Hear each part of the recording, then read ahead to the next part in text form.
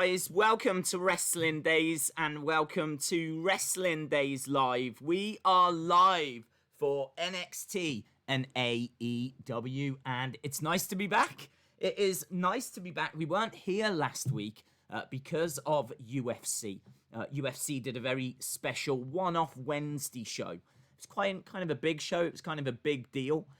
So I know that there was Fight for the Fallen, but we was keeping an eye on that. So we did keep an eye on AEW, but unfortunately we couldn't keep an eye on NXT. So as I said, it's nice to be back, and it's nice that we can watch both shows again. I didn't get a chance to catch up with the show last week, so I still don't know what happened when it comes to NXT.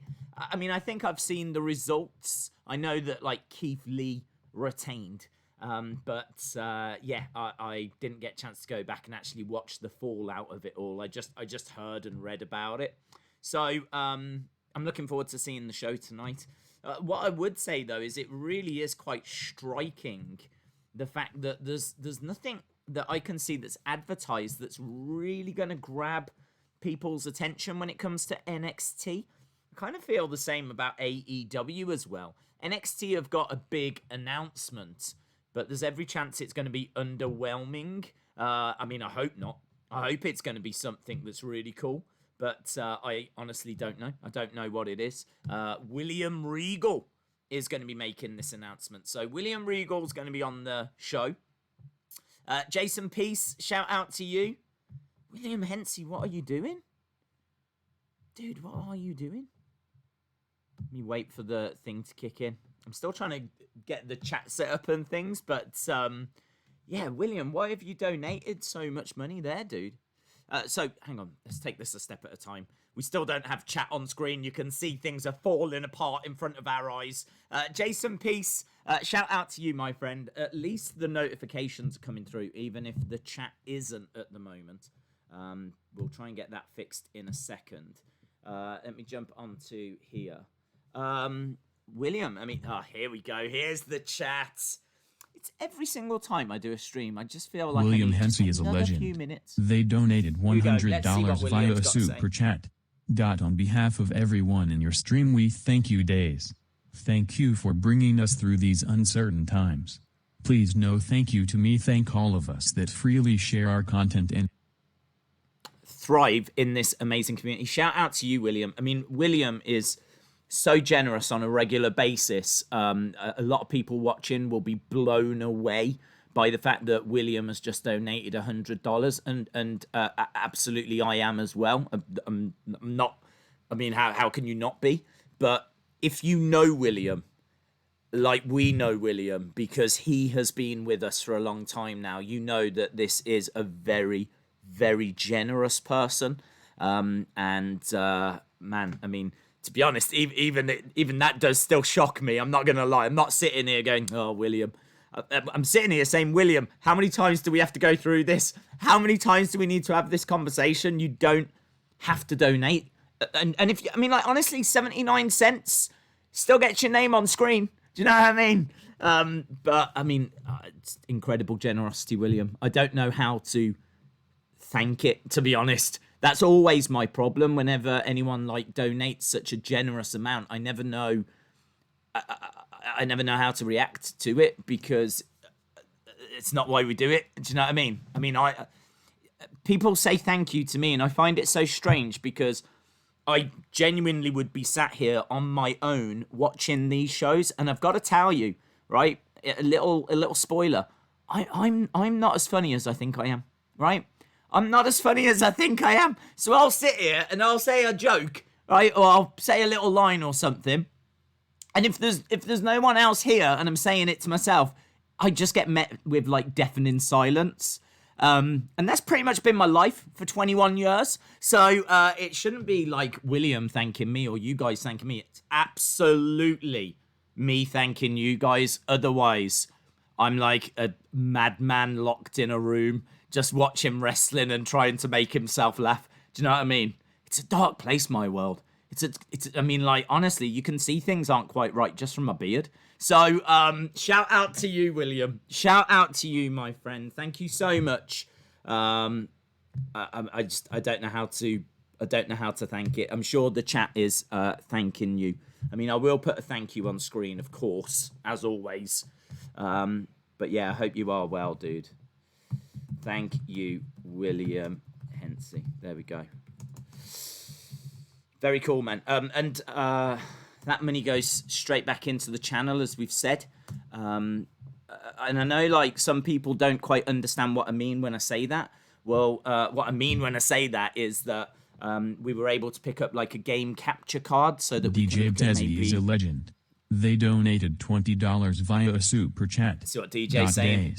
Hey everyone. Finally got a day off. So glad to watch wrestling with you guys live again. Hey DJ, shout out to you, dude. Thank you as well. Can we stop donating? Can we stop? Right. So DJ B Tazzy, shout out to you. I'm not sure if DJ's got his post show coming up. I know that he does his after party and everything. So I'm not sure if that's around tonight. But shout out to DJ B Tazzy. Shout out to William Hensey as well. As I was saying, this money goes straight back into the channel. It helps with extra data for the extra streams that we've been doing. Hopefully that's going to settle down a little bit. And we bought a game capture card. I did buy a couple of weeks ago another new microphone. So I still haven't quite had a look at this yet, but apparently this is meant to be the best you can get. So I'm hoping that might just take the audio up a notch. Do you know what I mean? Like, I think the audio on this is fine, but if this is like meant to be next level. So I was able to pick that up as well. So it's just things like that, you know, that goes back into the channel. So yeah, thank you. I'm not going to sit here and just be chatting about all of this. We are going to talk wrestling, but I'd want to make sure I'm saying a big thank you. So thank you, William. Thank you to DJ B Tazzy, and thank you to everyone that's joining us. So tonight we do have a few things that have been announced, but not loads. I will go through the list for you, and we can talk about whatever you want to talk about. It's been a few new figures that have been shown today. I was going to do a separate video on that, but to be honest, there's a load coming tomorrow. Tomorrow is San Diego Comic-Con, so this is the biggest figure reveal of the year. So we will know a lot of the figures for the next 6 months tomorrow. So there will be a live stream tomorrow. I think it's going to be around about 4 o'clock in the UK. I think it's about 11 in the morning Eastern. So it's early, okay? So an early stream. Obviously, you don't have to watch it live. But whenever you get to it, then... Because in all fairness, that won't be a stream where we'll be, like, really in the chat that much. When I say, like, figures for the next 6 months, I mean all of them. Like, there's going to be 100+ images for us to look at. I can see that being an hour-long stream. And if you've been on one of those figure reveal streams before, then you'll know that I just do not get a chance to get into the chat. There's so much to look at, talk about. There's not really time to jump into the chat. I might try and do it at the end after we've looked at all of the images. But by and large, it's going to be, right, what are they showing? That's first time to line. I think we've had that before, but slightly different attire. That attire looks like it's WrestleMania 36. That's really cool. Like, it's going to be like that, right? And of course, we have some fun along the way as well. So big stream tomorrow if you're a fan of wrestling figures. But yeah, they did show Elite 78 and 79 today. Some really good stuff.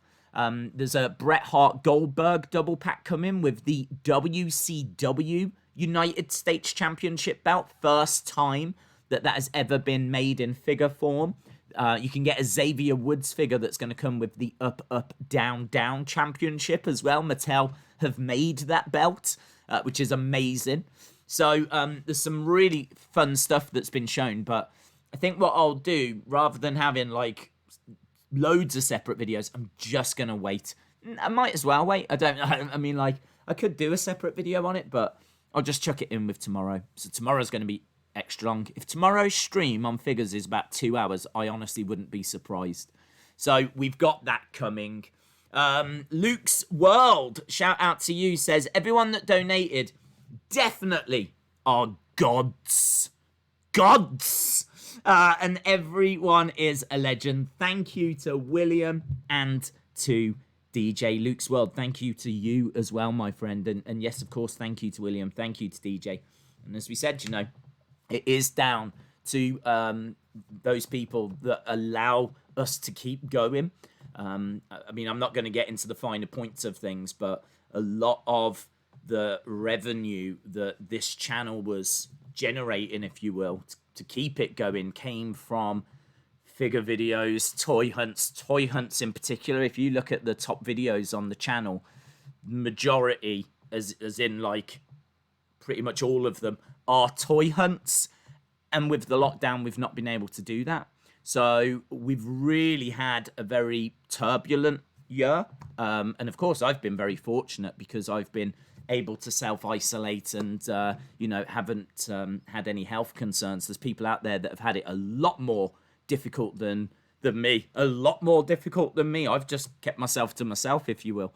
But, yeah, the donating, it makes a massive difference because, as we said, without the toy hunts, the biggest videos on the channel, you know, doing these streams, and this community has it's kept it going. There's no two ways about it. It's kept the show on the road.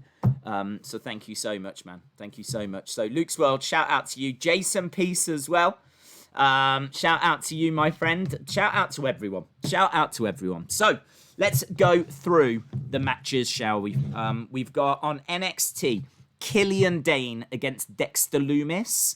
We've got Shotzi Blackheart against Alyah.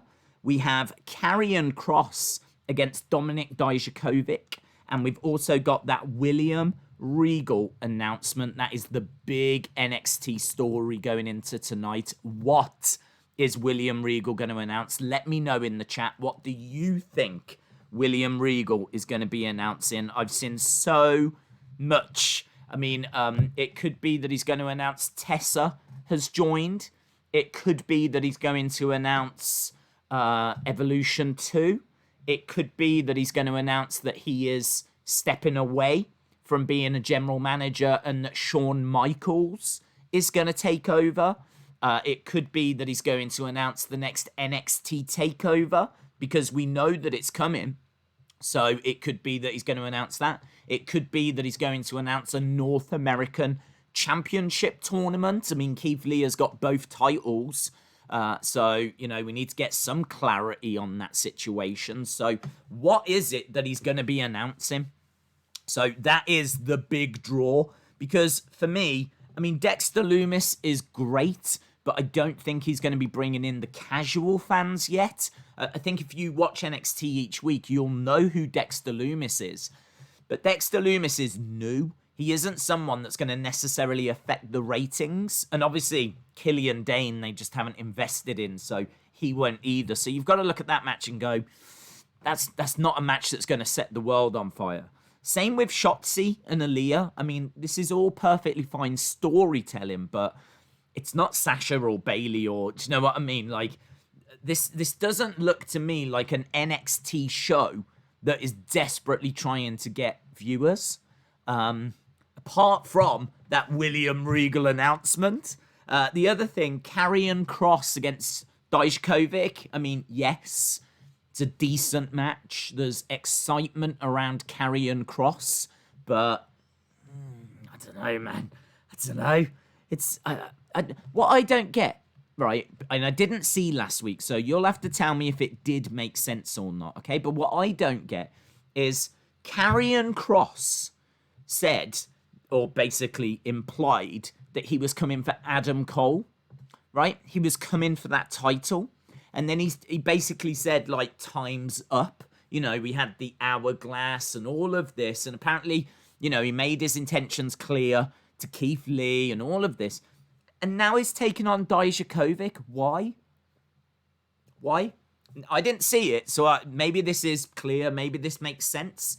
But to me, Karrion wants the title. He wants to be in the main event scene. He was threatening Adam Cole. He was threatening Keith Lee. Yet this week he's taking on Dominik Dijakovic. And no disrespect to Dijakovic, but never held a title.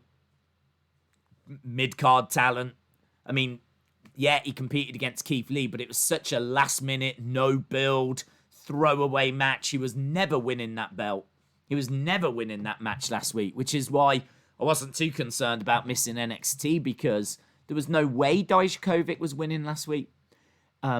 So, yeah, I mean, the booking of Dijakovic is a little bit depressing, to be honest. I kind of feel like he's such great talent, he deserves better, but yeah, I don't know why we ended up with Kross Dijakovic. Why has he not gone after Keith Lee? Why didn't he attack Keith Lee? Why hasn't he gone after Adam Cole, seeing as there was some history there, or I just don't know. Calm via Singh J Lion, shout out to you, my friend. Thank you for the support. They did fight last week. Well, as I said, I didn't see last week, but I'm guessing there was some little build. I'm guessing there was some little seed that was planted, but I don't get why Kross is even interested. I don't know. I sent you a picture of the tall ninja guy in Akira Tozawa's faction. Jordan O'McBean is his name. Days, check out World of Tanks. WWE has now invaded. They've got superstars' names on the tanks. Oh my god, it's all kicking off. I thought there was something strange going on. Dijakovic is friends with Keith Lee, so there is a link to Keith Lee there. Yeah, but why is he bothering? I don't understand. Like, do you know what I mean? I'm sure Keith Lee's got loads of friends, but why bother? Karrion Kross is coming in and he wants the title. And weeks and weeks ago, he came in with the hourglass and was saying to Adam Cole, time's up. Like, your time's running out. It's almost up. I'm coming for you. So he was ready to attack Adam Cole. We've seen him teasing that, you know, he's got his sights set on the title. This just feels like an obstacle in the way to slow things down a little bit, but I'm not sold that Karrion Kross would take this match. I don't know. It's very difficult for me because, as I keep saying, I didn't see last week, but Karrion Kross is meant to be this killer that's coming in, that's got this massive entrance, that's made his intentions clear that he wants the title, and I miss a week, and now he's fighting with a mid-carder, and it's like, I don't get it. I don't understand. Even if he is Keith Lee's friend, why have they done this? I mean, I feel that it's because in storyline, they're slowing it down so that we can get to, you know, a takeover. Do you know what I mean? I just imagine it'll be Keith Lee, Karrion Kross, a takeover. And maybe it was good. Maybe the brawl between Dijakovic and Keith Lee was amazing last week. Maybe Dijakovic punched Scarlett in the face and there's just no way. There's no way that Karrion Kross can ignore Dijakovic. Maybe Dijakovic did something so shocking, there is just no way that Karrion Kross can ignore Dijakovic. But I didn't hear of anything like that. And yeah, I was just surprised when I saw this match getting made. Kross attacked Dijakovic. Yeah, but why? I keep going back to why. Swamp, did you hear about World of Tanks? Everyone's talking about World of Tanks. It's the talk of the town. World of Tanks is all anyone's talking about right now. Right, on AEW, Cody is defending his TNT title against one of the biggest indie talents out there, right? Heavily teasing that this could be an ex-WWE superstar. So it could be Rusev / is it Miro? Not sure what he's called now. Mr. Lana, okay?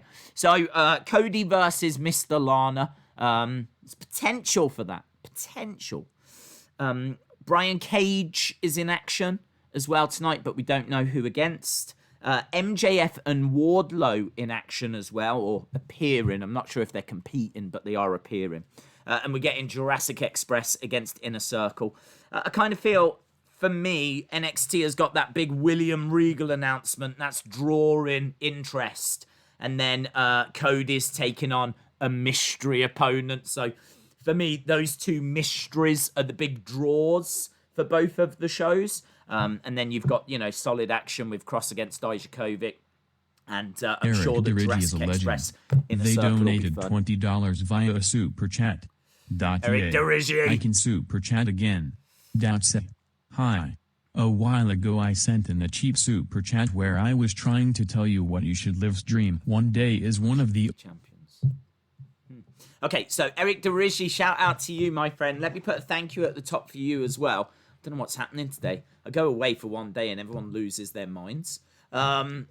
Thank you, Eric Dirigi. Okay. Thank you, dude. Genuinely mean it. It says, yay, I can super chat again.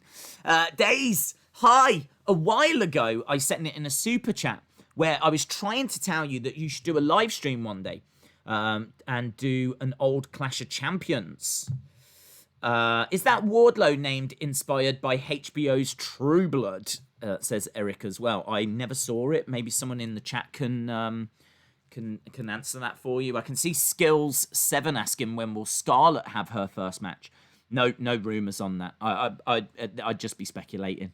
I mean, I would imagine that she will. I believe she is a very good in-ring talent, but yeah, I think at the moment they're trying to keep the spotlight on Karrion Kross, and they're trying to build up towards Karrion against Keith for the title.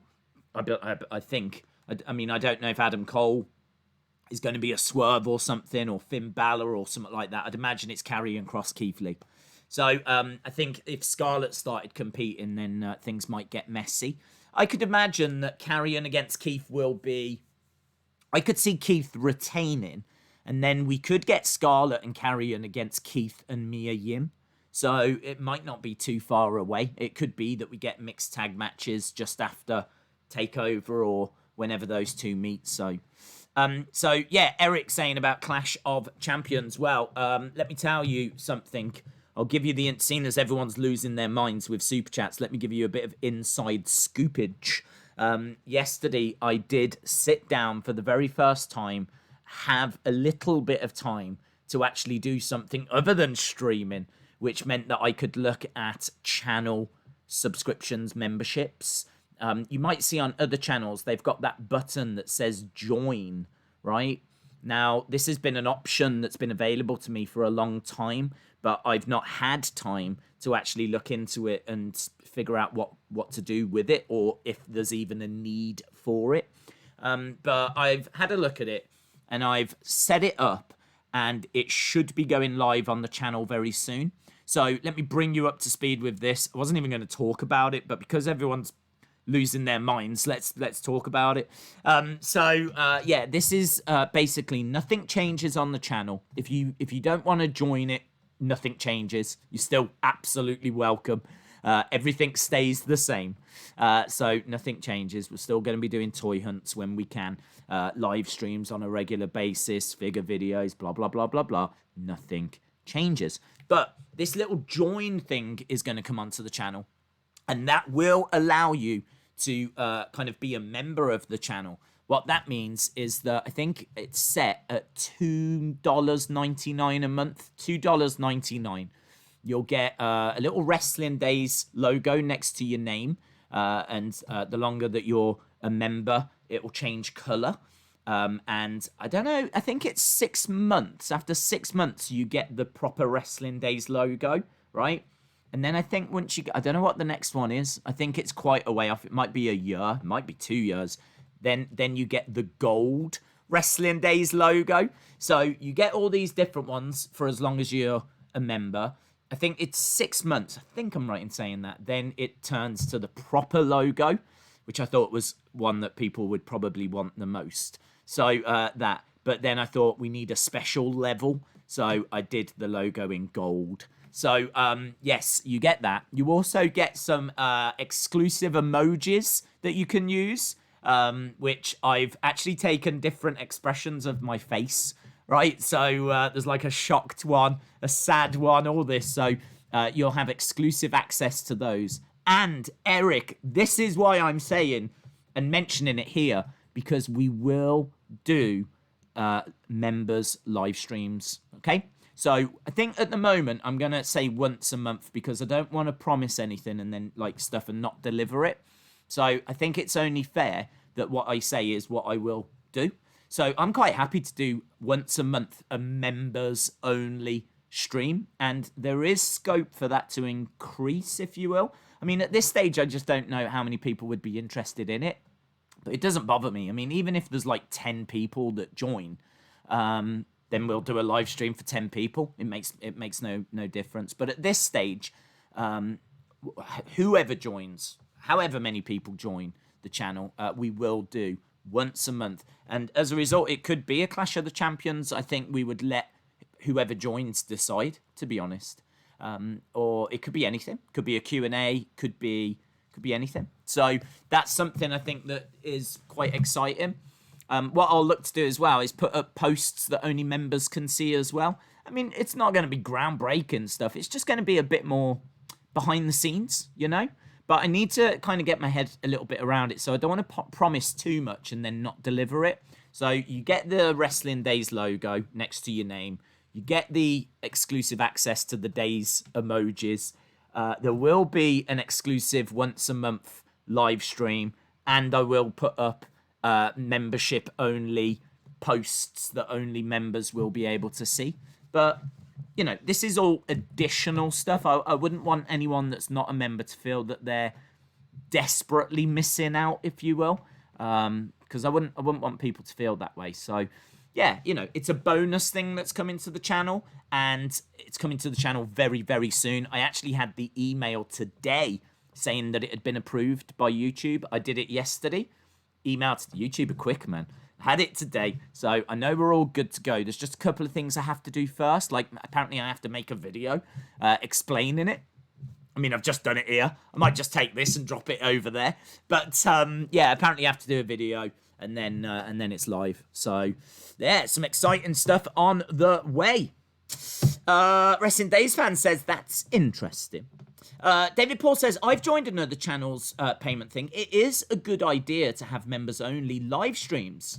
Thank you for the feedback, David. I have seen it on other channels, and it's not something that's ever massively grabbed me. Because, as I said, you know, I love our community, and I wouldn't want to do anything to kind of divide it. But I think if the message is very, very clear that nothing changes.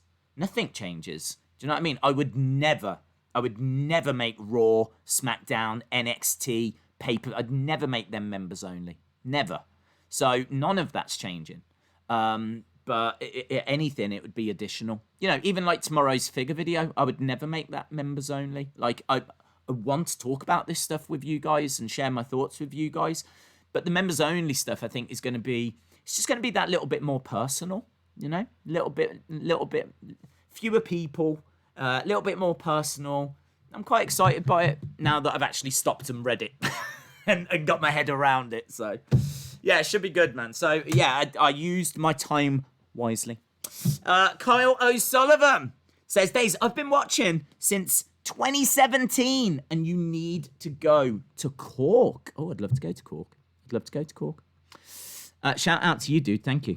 David Paul says, Clash of Champions 9. Flair versus Funk. Hey, there's loads of those Clash of Champions that I'd love to go back and revisit. I really would. I really, really would. So it's the same, just extra for members only. Yes. Exactly the same, just extra for members. In fact, what I just said in 10 minutes, I think you've managed to put into one sentence. So well done to you. Scott Turner, shout out to you. I'm good, thank you. I'm doing very, very well. We are just over half an hour away. So, honestly, I mean, from what I've seen, there's not tons of news to go through. There was a video I put up yesterday about the SummerSlam plans, but obviously if you saw that, then you'll know about what they're doing with Asuka and Sasha and what the latest rumors are, what the plans were, what the plans have now become. I'm not going to talk about it because it is a potential spoiler. It's come from Dave Meltzer. I know he's not right all the time. He's got a pretty decent record. So, yeah, I'll leave that for that video. I think the big thing here is we've gone through what's tonight. Looking forward to the show. We've even managed to go through the channel membership stuff, which I wasn't going to touch. I was going to leave that for the separate video I have to do. But, yeah, exciting, man. It's just, I tell you, it's nice to be back talking wrestling on a Wednesday. I did miss it last week. But I will admit it was nice kind of really focusing on just one show. I was kind of sat watching UFC with AEW on in the background. And it was kind of nice to just do that and not have to worry so much about constantly, do you know what I mean? Like, my neck felt a lot better last Wednesday. Like, this week, I'm well, having to do that a lot. So, yeah, pros and cons, isn't it? There's pros and cons on a Wednesday. Ricky KV says, what a way to end my birthday than watching my favourite YouTuber. Hey, happy birthday, Ricky. How old are you? I'm going to say that you are 15. So, happy birthday, Ricky. Happy 15th birthday. Woo! Yes. Ricky. Who did they used to do that for? Ricky Lake. Was it Ricky Lake? Are you Ricky Lake? Amazing. You're probably not 15 then. But happy birthday to you. AEW card rundown. Cody Warhorse. Oh, I haven't heard Warhorse. Hey, Heather. Card rundown. I've got Cody versus... Could be Warhorse. Brian Cage in action, but we don't know against who. MJF and Wardlow are on the show. Not sure if they're in action or not, but they've been announced. And Jurrasic Express against the Inner Circle. Pros and cons. Oh, I love that. Well done. Well done. Well done, Chalmers. Well done. Well done. That's what Wednesday is. It's pros and cons. Ricky KV says, I wish it was 15, but I was 16. Damn, I was close. What? I was close, man. Well, happy 16th, but you see, in my eyes, you're still 15. In my eyes, you're still 15, but happy 16th birthday to you. I remember when I was 16, 5 years ago. LSW says, Days, did you say the member thing is $2? $2.99. I think you could go up to like $4.99, but I'm not doing that.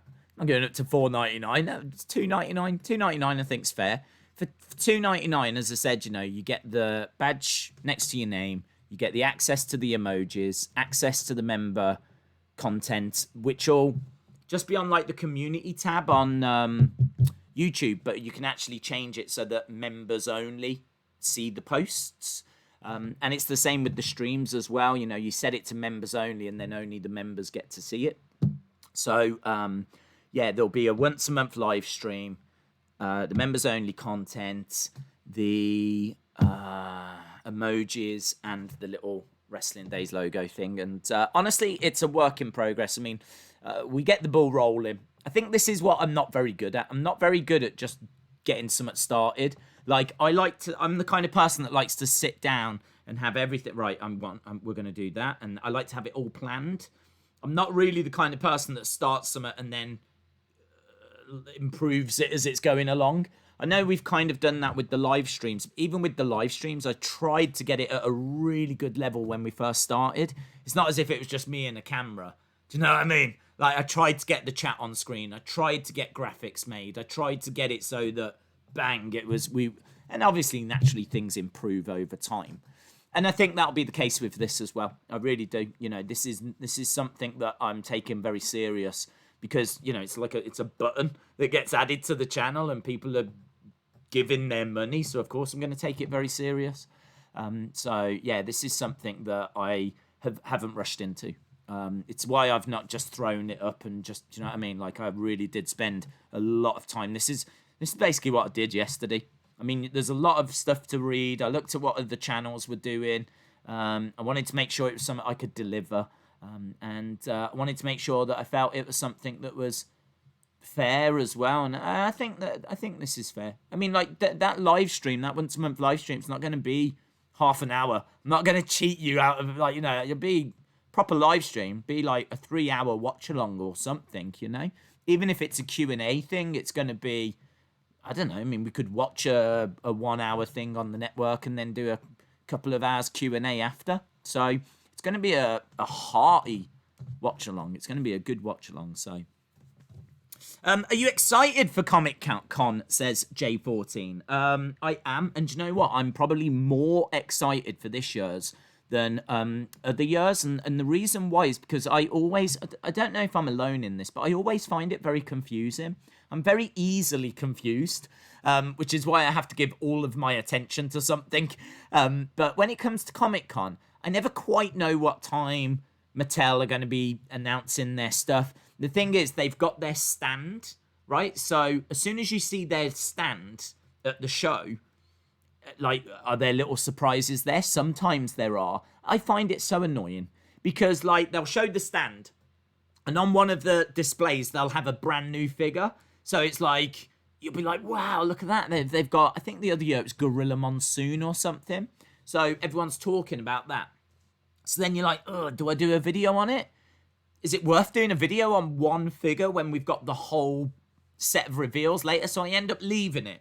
But then I see everyone talking about that figure and asking me what do I think and all this. And it's kind of like, oh, yeah, I want to talk about it, but I need to wait. And then you'll get the panel, and then there'll be, like, loads of stuff. And then you quickly do a video. And then they release the official pictures that look a hell of a lot better. And you just think, why didn't I just wait? Why didn't I just wait until the end of the day? And then I could have had all these official pictures that look so much better than what I've just put in the video.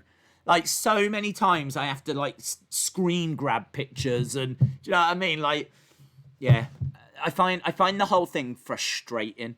This year, so much better. So much better. I believe this year they're going to just put the pictures out there because obviously there is no official Comic Con because of coronavirus. So I think tomorrow they're just going to have the proper pictures so we can sit, do the watch along, do the stream. Whatever happens, we'll deal with it. We'll react to it. And then there's no faffing. So much better. So I am genuinely looking forward to it. I'm looking forward to seeing what Mattel come out with, of course. I want to see what the UFC are going to reveal as well with the Jazzwares figures. See what they've got coming. Hopefully they show us some of the new stuff. And I want to see NECA. NECA are always worth looking at as well. I do like the horror figures, so I'm interested to see what's coming there. Pop Vinyl will be announcing some stuff. I'm sure AEW might have some more announcements as well. We know there's an Orange Cassidy figure on the way. We've already seen an image of hands. The hands will be able to go in the pockets, right? I don't know how they're doing it, but you will be able to put the hands in the pockets. I already know that because they actually sent a computer-generated image of the hand going into the pocket. So they're going to find a way of doing it. So, yeah, I am, J14. Dain's NXT announcement is opening the show. Wow. Okay. Well, do you know what? I haven't even tweeted to let people know that we're here. So I probably need to do that. Oh, I don't know if you've seen this as well, but this is something that was shown today, right? Let me show you this. A brand new Fiend figure. It's Masters of the Universe, Fiend Bray Wyatt. So, there we go. So, that is a new Fiend action figure that's on the way for all of you Fiend fans that are out there. There we go. Okay, yeah, someone just said that I am glitching. And do you know what? I did just notice a glitch. Why am I glitching? Like, I haven't hooked up with WWE or anything. So, yeah, it is, isn't it? I wonder why. That seems to be on OBS that it's doing that, because I can see it. I saw someone saying I was glitching. Is the camera plugged in? Let's have a look. Yeah. I don't know why it's doing that. That's very strange. No faffage. Yeah, no faffage. It looks okay. Okay. I like the pose of that figure, says William. Hi, Days. I have been having a great day. Oh, I am glad. I am glad. It's always good to hear people having good days. Tony says the hacker. Days is the hacker. The truth will be hard. Yeah, I honestly, I swear, I don't know what that is. That is legitimately something with OBS by the looks of it. and I don't know why it's doing it. What show are you more interested in? To be honest, out of everything, I'm more interested in the NXT announcement. I think that Cody facing a mystery opponent, I think, is great. I'm very intrigued by it, and it definitely has my interest. But I'm not expecting this person to win, and there's a chance that it's not going to be Rusev. There's a chance it's going to be a big indie name, like maybe Warhorse, and it's just going to be a really good way of showcasing them, if you will. So I think it's going to be a good match, exciting. I'm looking forward to it. But I think after tonight, that's it. I don't think there's going to be anything long-term that comes out of it. But I don't know about this announcement. This NXT announcement could have long-term repercussions. Like, if William Regal is leaving and Shawn is replacing him, well, where do we go from there? What, is Shawn going to get more involved than what William Regal... I think William Regal's been a fantastic GM. So if he is leaving, I will be super, super sad about it. I will be super sad. I do think he's been an absolutely fantastic GM. He's kind of not got too involved, has he? He's done it right for me. He's done it right. He's kind of come in when he's needed to, but other than that, he's stayed out of the way. If you think about GMs on Raw and SmackDown, they were like always around, weren't they? They were always getting involved. Like, most weeks you don't even see William Regal. So yeah, I think he's done a great job. So if he is leaving, I will be really sad. He needs to go in the Hall of Fame ASAP. That guy needs to go in the Hall of Fame. Days, I think Matt Cardona will challenge Cody, who, to those of you who don't know, was Zack Ryder in WWE. He could do. Obviously, he didn't show up at Impact, so yeah, you'd have to think that he's probably AEW bound, and he is best friends with Cody as well. So yeah, I think you're right, bud. I think that would make a lot of sense. If it is going to be him, that's going to be quite interesting as to how they're going to book it, because you can't really have him lose, can you? So maybe he could end up winning the title or something. Interesting. Days, who is better, heel Orton or heel Ciampa? I think they're both very, very good, but I think when you talk about heel Orton, you're talking about one of the best heels of all time. Randy Orton is so good at being a heel, but he gets overlooked. If you think that Orton broke in at the same time as Cena, I mean, I don't know how many title reigns Orton's had. If I was to guess, I'd say about 13. Like championship reigns, 12 or 13. I'm sure he's had loads. I'm sure he's not that far behind John. So if you think they've got someone that's quite fairly comparable to Cena, he doesn't get the same level of respect, you know? I mean, if you're talking about a Mount Rushmore, Cena's name will probably get mentioned. Orton's won't. And Orton is just, you know, you can say he's phoned it in and all of this, and you know, I agree there is a degree of that, but man, he is so good at being a heel. He is so good at being a heel. He was born to be a heel. Can I just tell you as well that I'm trying to type this whilst talking, and I literally just wrote Cody versus ? And a William Hensey announcement. And I was like, that doesn't look right. And of course, it's not a William Hensey announcement. Maybe he's got an announcement, but it is a William Regal announcement that we'll be getting tonight. But that's how much William has frazzled my brain with his generosity tonight. I'm under the impression he's going to be making an announcement. William Regal can't leave on my birthday. I prefer Orton as a face, says Swamp Manor. Match of the James says, I think I'd be losing interest if we were to see Nia Jax's Royal Rumble 2019 basic figure. What Masters of the Universe character is The Fiend a mashup of, or is it just stylized? Rory, I think it's just stylized. I don't have a great knowledge of Masters of the Universe because I did have them when I was a kid, but it wasn't something that I was into it. I did watch the show and I was a fan, but I didn't go like crazy for it to the point where I knew all the different characters, knew all the different names and things like that. So I'm under the impression that it is just stylized, not directly based on anything in particular. I must admit, there's a picture here. The insiders have actually tweeted this one out. Insiders are giving out more figure information than me today. But as I said, I will chuck all this in tomorrow's stream. But there it is. I don't know. That's it out of its packaging. So, that does look very, very... If it focuses, if it actually wants to focus on the picture, then is it... Yeah, glitched again then. So, look, you can see. Very cool. Very, very cool. What's the best part of The Fiend? His mask. Days, on a scale of 1 to 10, what are the chances of Thunder Rosa accepting Shida's open challenge? I don't know where she is with her contract, to be honest, so makes it difficult to say. I'm going to say there is a 30% chance. 30% chance.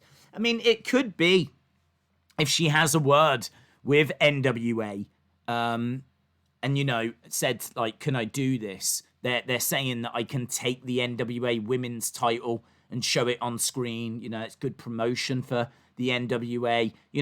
Corgan might, even if she's under contract, turn around and say, yeah, free advertisement on network TV for us. Do it. Brilliant.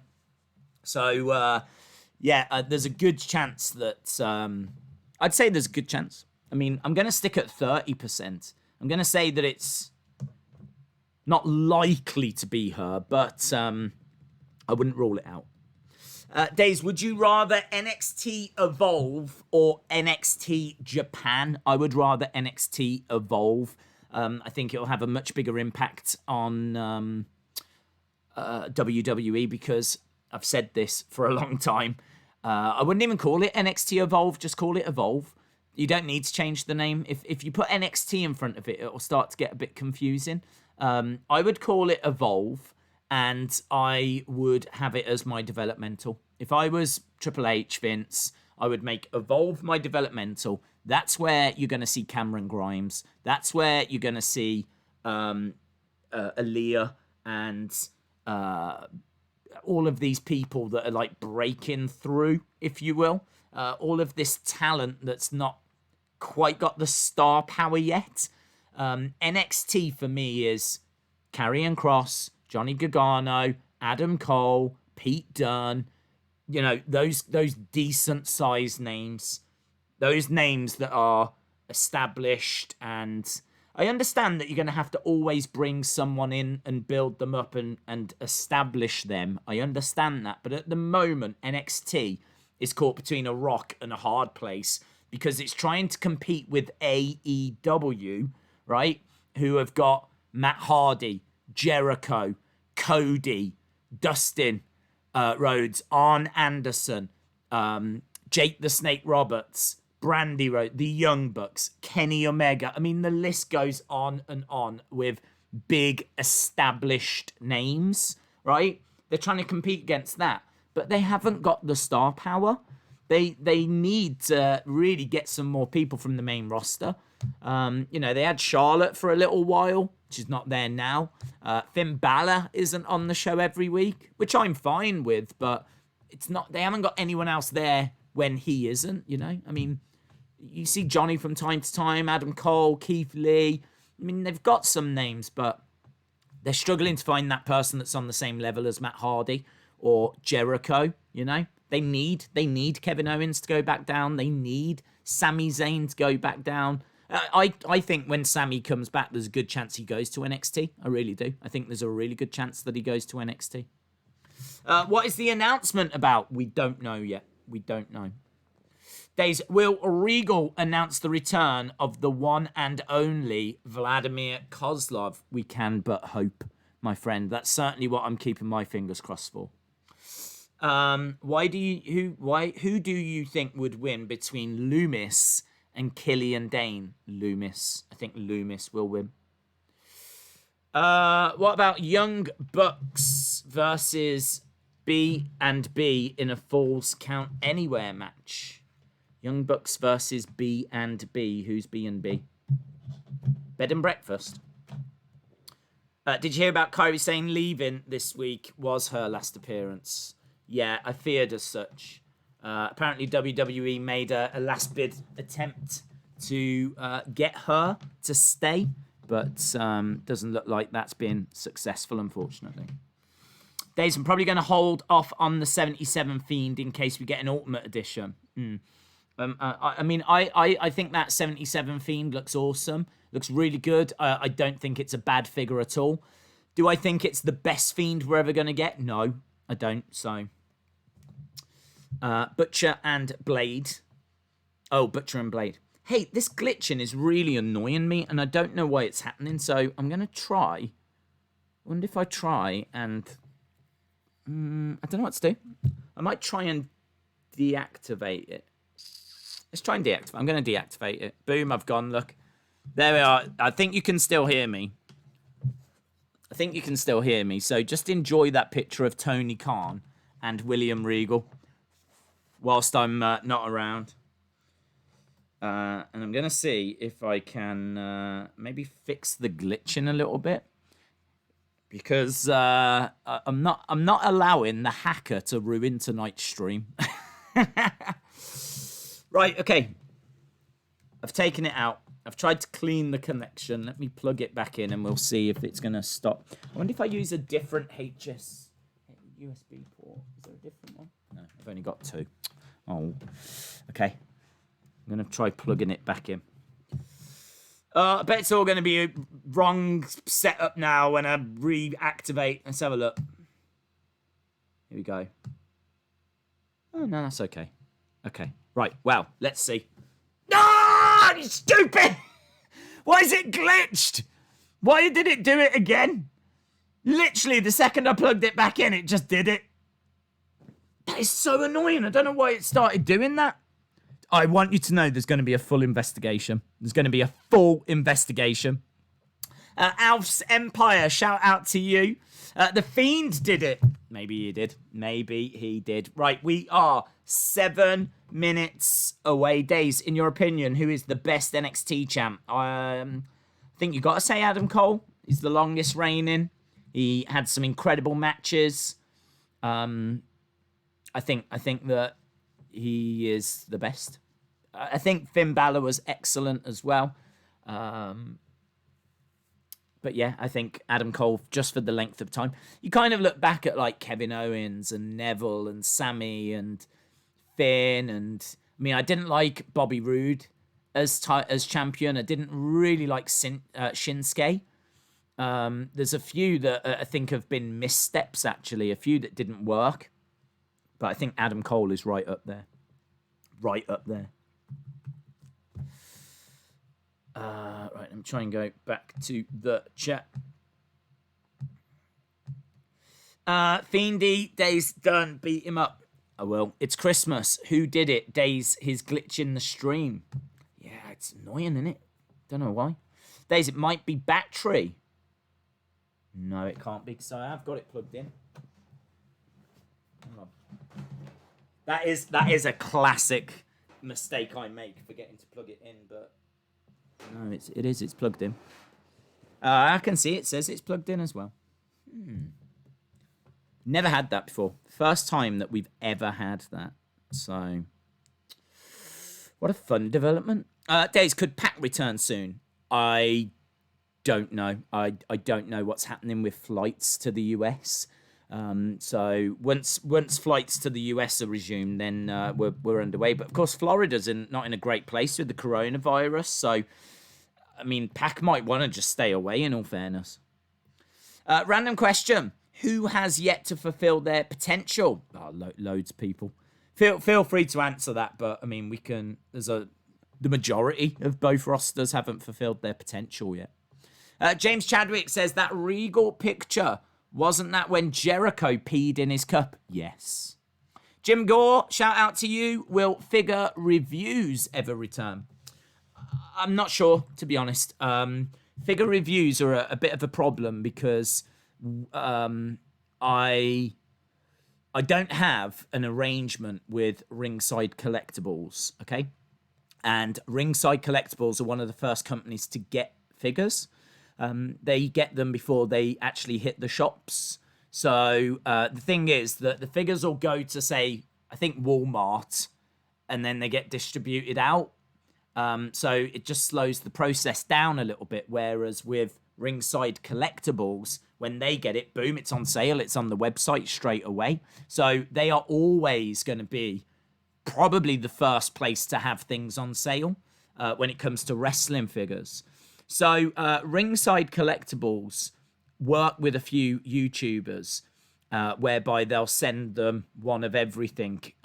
It's just a way of getting free advertisements. So they get free advertising and the YouTubers get free figures that they can review. Now, I don't have that arrangement with them because I'm not in America. I'm over here in the UK. And even if I had that arrangement, it's going to take longer for it to reach me. And yeah, I mean, I don't, to be perfectly honest, I don't go and look at YouTube channels and watch like other YouTubers when it comes to wrestling. So I know about a year ago, there was about 4 channels, I believe, that had that arrangement with Ringside.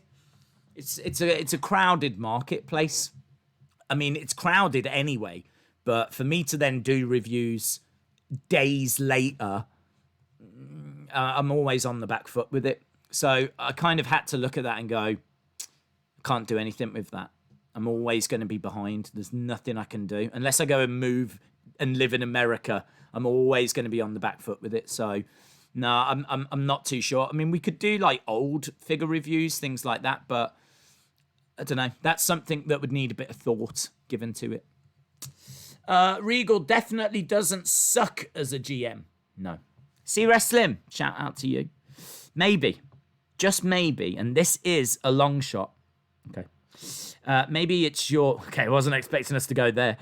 Maybe it's your beauty that is making the camera glitch. No, I doubt it either. Brilliant, thanks. Thanks, C. So, really built me up there, yeah? What C Wrestling did was really built me up, seemed to give me a compliment like this, and as soon as I went to reach out for it, took it right back again.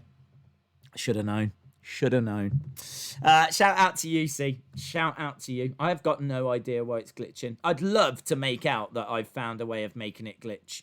And this is now part of like a story that I'm bringing to the channel. And I can have fun. It's not. It's because I've got rubbish camera. I didn't have a rubbish camera. If this camera's broken... that's going to be annoying. But hey, William, you'll know. At least you know where your money will be going, right? So there we go. I live 10 minutes from AEW's arena. I'll let you know if I see Pac at the Dairy Queen. Please do. What was that Hendrix or whatever from the 80s? A bald dude that was on the internet. Hendrix, I don't know who that is. I know Jimi Hendrix. Do you mean that guy? He wasn't bald. There's Ronda Rousey is going to return at SummerSlam to help Shayna win. Ah, yes. I could see that. I could see that. Michael says WWE is trying to hack your channel. Maybe. I don't know why.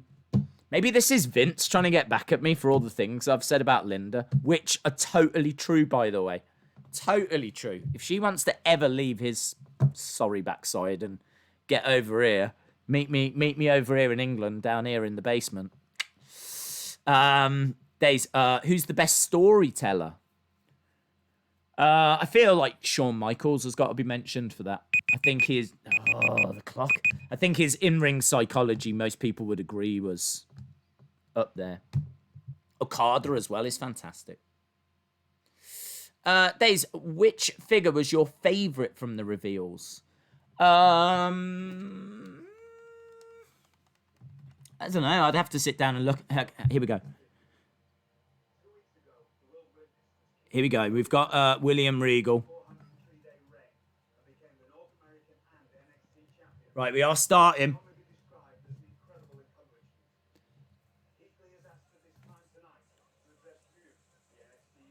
Keith Lee's going to address us. Here's Keith Lee.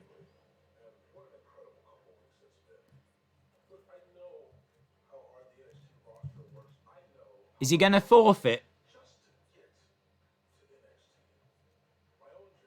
He says, I know how hard it is just to get to NXT.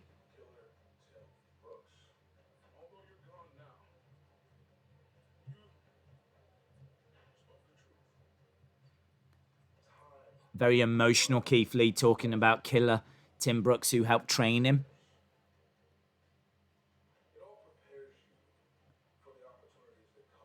So is this the announcement? Cody on AEW.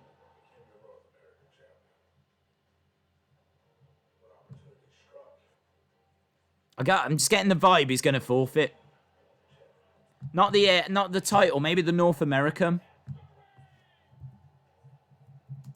Ah, Eddie Kingston?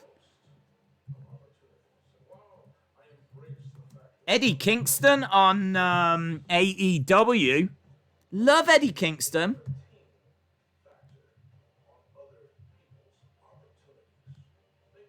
Big talent, man, Eddie Kingston. I hope he's not gone from NWA.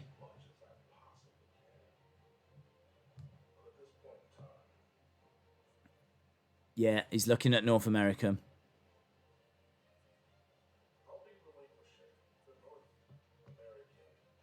He's relinquished it.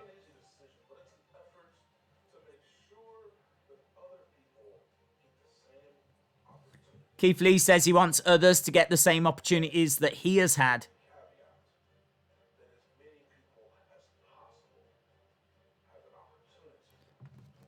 He wants as many people as possible.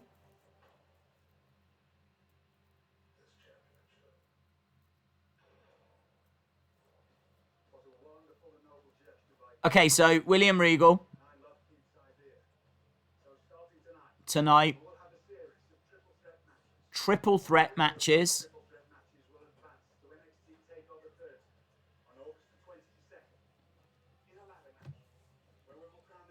So there'll be a ladder match for the North American Championship at NXT TakeOver.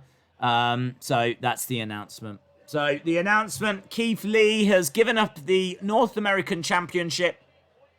And there will be a ladder match at NXT TakeOver. Interesting. Vacated North American, yeah. Right. Dexter Lumis versus Killian Dain. Right.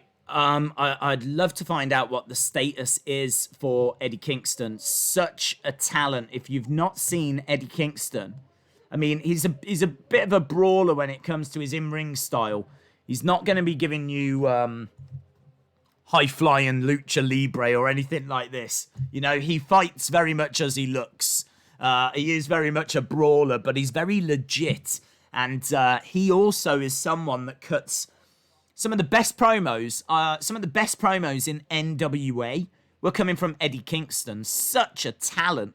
So that's a really, if he's joined AEW, that is a really, really good pickup that they've got there. That's a really good pickup. That doesn't make sense. What doesn't make sense? That was it. That sucked. Yeah, it's the one announcement that I didn't want, to be honest. I didn't want a North American Championship tournament. I mean, I like how it was presented. I like the fact that William Regal didn't just say it. You know, Keith Lee said it. Keith Lee spoke about opportunity and everything. I think the way that it was worded, the way that it was delivered, I think was very good. But yeah, there's no denying I was hoping for something else. Although, if you know me, you'll know how relieved I am that it's not Tessa. So at least it's not Tessa standing there in the ring with William Regal. So I'll take what I can get. NXT TakeOver 30. Yeah, it must be the 30th TakeOver, mustn't it? I mean, I'm just literally doing, saying the obvious there, but what was the point in making him a double champ? Well, he will still forever be a double champ in the history books, won't he? You know? He will always have held both titles. It's just that he doesn't now want to go on to defend both. He wants to give someone else an opportunity of holding that championship, so yeah, I don't know. I can kind of see a logic to it. All right, from Newcastle, who do you think will take the TNT title from Cody? I think it'll be Matt Cardona. Do you think? Can you give your best Geordie impression? Not without being offensive. Planet Dan. I'd sound like a really bad Ant and Dec. So it's probably best I don't. But in regards to TNT title, I think you're right. I would love for Eddie Kingston to get it here, because if they've managed to sign Eddie Kingston, he is a big talent. He is someone that they can really do something with. He is someone that they don't have too many of. He's a really good brawler. He's a really good fighter. Someone that's going to give you good matches, but he's going to give you great promos as well. You can't put a price on someone like Eddie Kingston. He's just a really solid all-rounder. So if they've signed him, I would be tempted to put the title on him. I would be tempted, because that gives you a big, shocking title change. It builds a new star. I don't know. I don't know if Cody should be able to get past it and Eddie Kingston unprepared. He's a big talent, man. He's a really good fighter. Big clothesline. I am a big fan. I like his attire as well. It's all black with like combat trousers, boots and everything, but it's all black. But he's got like yellow strip down the side and a yellow belt. It's kind of cool. He's got a bit of a Kevin Owens vibe about him, hasn't he, Eddie Kingston? We're underway with Killian, Dain, and Dexter Lumis. Do love Dexter Lumis, but such a big moment here with Eddie Kingston in action on AEW. If Matt doesn't show up next week... I'm going to stop watching AEW. Okay. Chowman says, I saw a graphic saying Cody versus a huge independent wrestler. Respect the NWA. Yeah, that's true. I suppose they couldn't say NWA because then, you know, they want people to think it's going to be Zack Ryder or Rusev or someone like that. And obviously with the NWA on hiatus at the moment, I suppose they couldn't really word it any other way. Days, will you make a Comic-Con video tomorrow? Live stream. Yellow and black for the NWA, maybe. Maybe. Here's a more badass KO, says Monica. Shout out to you. Sunny Wolf, they're demolishing all the Timmies in my state. Oh, no. Don't tell her that. She's saying Timmies and chill. Days, before Keith Lee versus Kross, I think we'll have Keith Lee and Mia versus Kross and Scarlett. Well, NXT has just gone to commercial break. For me, this is a really good open for AEW. This is genuinely a match I'm really intrigued by. Love that as well, where Eddie Kingston looks straight down the camera. Look at him. Look at him staring down the camera, making sure that you can see just how good he is, with big forearms across the face of Cody. Eddie Kingston yelling at Arn Anderson. Just giving Cody a chance to get back into the match, but a massive clothesline. Flips Cody 360. Days, are we going to be talking about the gate? I think we've said all that we need to say, my friend. I think that we spoke about the gate, and I don't know where we are with it. But Days 2020 will bring gates to wrestling to ensure that outside interference is greatly reduced. Nice chop coming in by Eddie Kingston. Esteban says, I swear on my mother's eyes, I will gouge your eyes out on. Yeah, people love eyes in wrestling, don't they? Kick to the back by Eddie. I think, did he just push the ref a little bit? Might want to be careful about that. Hashtag Days 2020. Good start to both shows, says Ben. Yeah, I mean, I should imagine there'll be people that were disappointed by Eddie. The people that don't watch NWA. I think Eddie was in Impact, wasn't he? I think he was in Impact. So there might be a good chunk of people that do know of him. But I know him from NWA, and in NWA, he was one of my absolute favourites. Lovely work by Eddie, who's struggling a little bit. This is no DQ, actually, they just said. I didn't hear the promos at the start. I was listening to the William Regal announcement. But Cody and Eddie still going at it. Face first goes Eddie Kingston into the corner. And Eddie's leg has given way. Cody tried to hurl him into the other corner. Cody going over. Oh, low blow! Low blow by Eddie Kingston! Low blow! And he looks it on. Low blow by Eddie Kingston. Put him away. Nice. DDT. Smile on the face of Eddie Kingston, but he's taken too long. I don't like the psychology here. Eddie Kingston going under the ring. What's he got in there? He's got some kind of sack with something in. I don't know what this is. He never had this in NWA. Snooker balls or something? Can't quite tell. Oh. It's a bag of thumbtacks. He's just emptied thumbtacks into the ring. Thumbtacks in the ring on AEW. Sonny Kiss.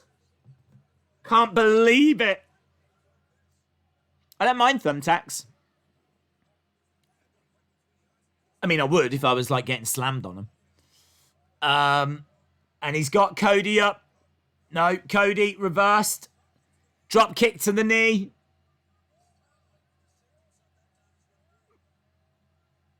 What is he going for here? Vertebraker. Is he going for a vertebra? No.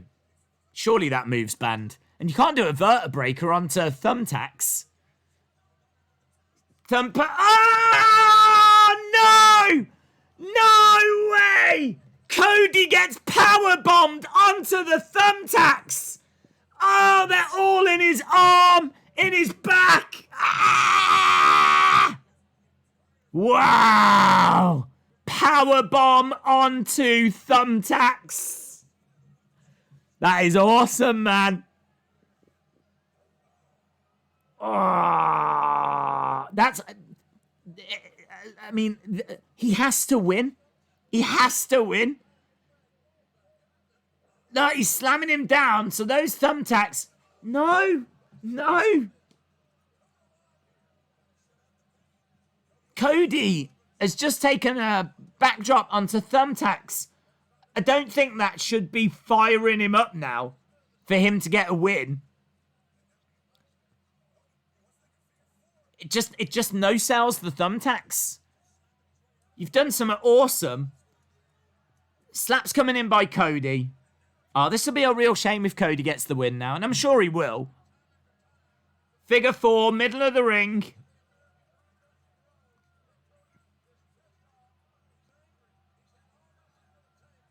Figure 4 and Eddie Kingston taps. That's a shame, man. That's a shame. My personal feeling on that is it was a really good match. It was a really good showcase. The thumbtack moment was cool. But what's the point of the thumbtack moment if it doesn't actually, like, hurt Cody or set Cody back? It drives him on to get the win. It fires him up to get the win. You've completely no-sold the thumbtacks to a degree, you know? I don't know. I just kind of feel, I don't know. That seems silly. Seems silly. You've done something there that you don't see that often. It's quite once in a while, you know? Don't see thumbtacks that often in wrestling. Surely that should be the big finale. That should be it. Thumbtacks all over his body. But the likely outcome was Cody would win, and Cody has won. And I do agree with the chat. I'm sure we are building towards Zack Ryder challenging Cody. Over on NXT, got a head and arm choke. Is that Anaconda Vice? Lumis with the victory. So Lumis putting Killian Dain away. Good. I'd like him to become the North American champion. I think him as North American champion would be very intriguing. Very intriguing.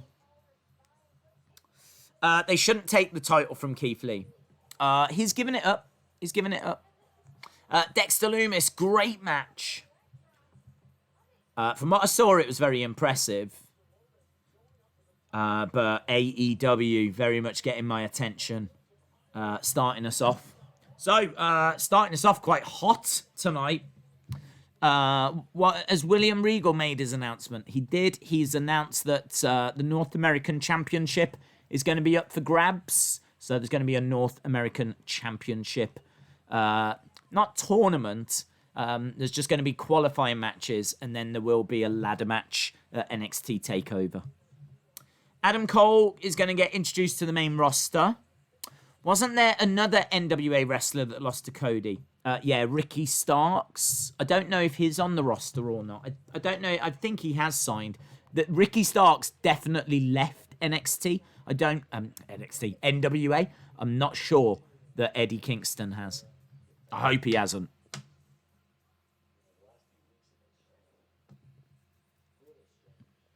Roderick Strong says, last few weeks have been really strange.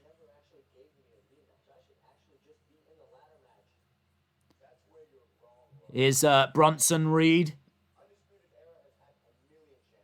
Bronson says, Undisputed Era have had 1 million chances.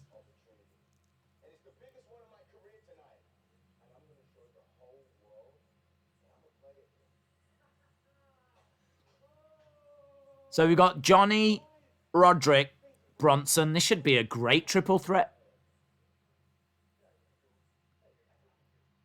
Get out of here, goof.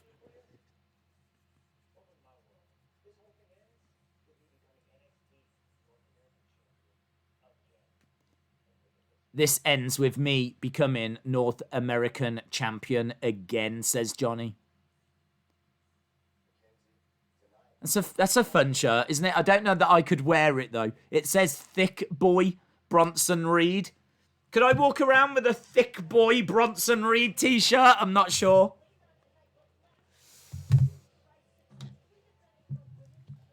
Great start to both shows, says Monica King. Gargano has to win the North American Championship. I think it's below him, to be honest. He's been there. He's done it. Here's Dakota Kai wearing a Stardom t-shirt. That's cool, isn't it?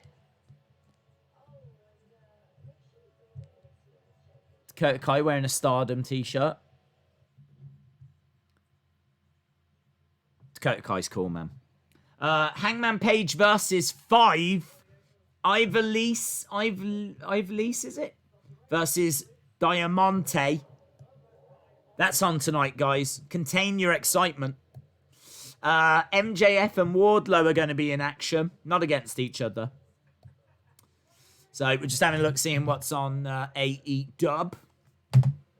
And we know Jurrasic Express against Hager and Jericho. It was a lousy Regal announcement, says Chalmers.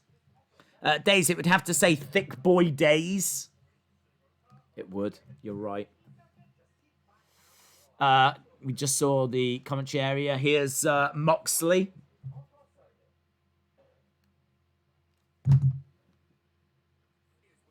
See what Moxley's got to say.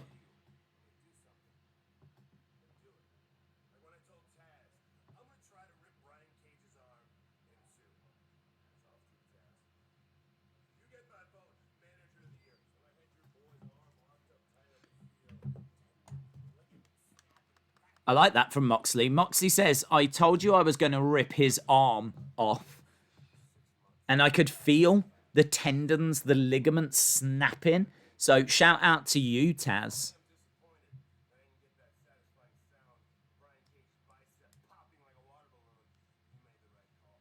Moxley says you made the right call.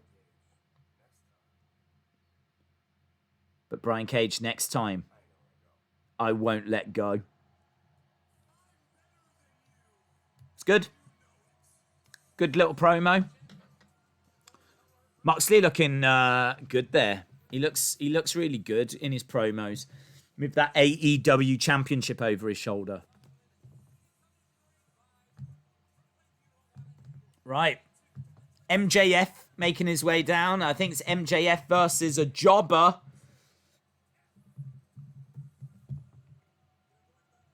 MJF. Griff Garrison. Is that his name? Griff Garrison. MJF versus Griff. Yes. MJF says, when the mic is in my hands, you shut up. It's not that difficult to understand. A good promo from Moxley. I agree. Surely MJF is next for Moxley. Maybe. MJF says he's a prodigy with a heart of gold. Jungle Man. Let's learn about Jungle Man.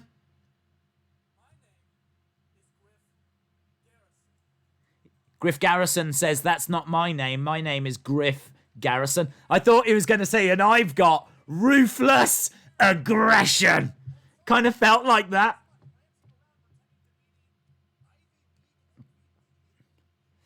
On NXT, we're just going back. We have got...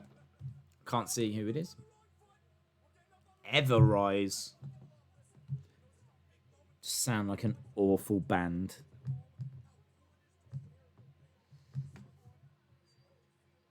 Everrise.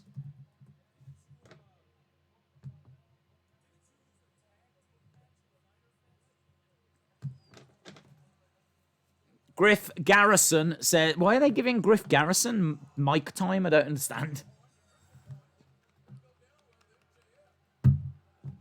Well, he just got smacked in the face with the microphone anyway, so didn't matter. Everrise are here. I'm not sure who they're taking on. I hate their name. I really hate their name. Unless they have got like an 80s... Oh, I'll tell you who they're taking on! On the Mountie!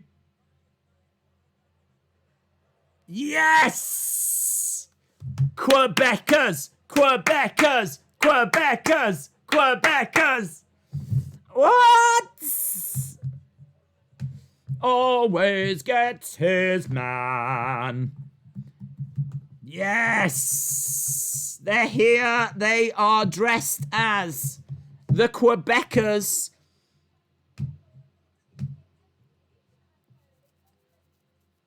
Beautiful. These two bring the much needed comedy that NXT... I mean, these two are legit funny. They're legit entertaining.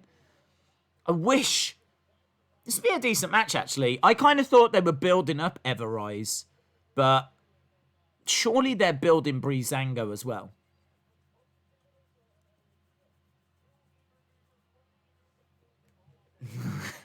I do love that.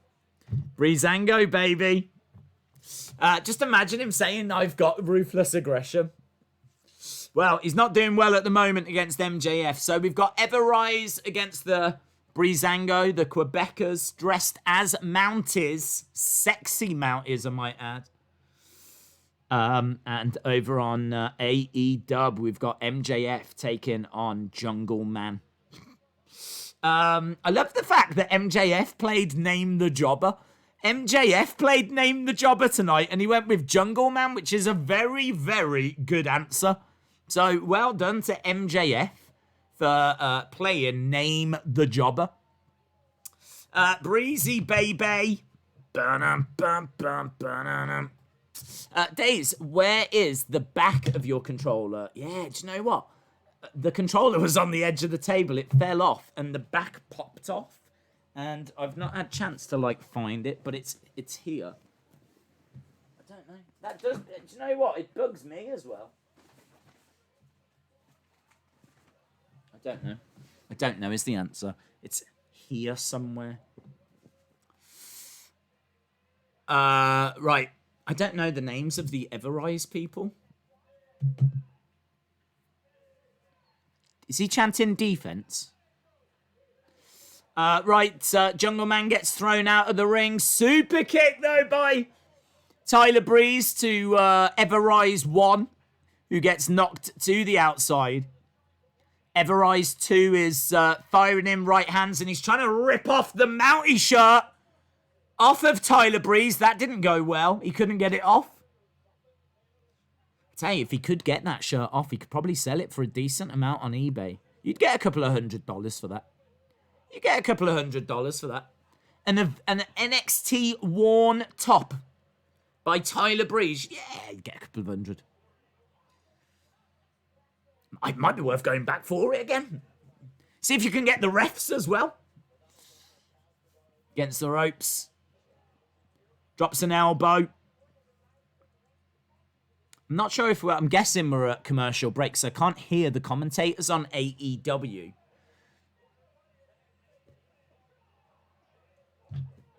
Did you know Tyler Breeze and Shawn Spears own a wrestling gym together?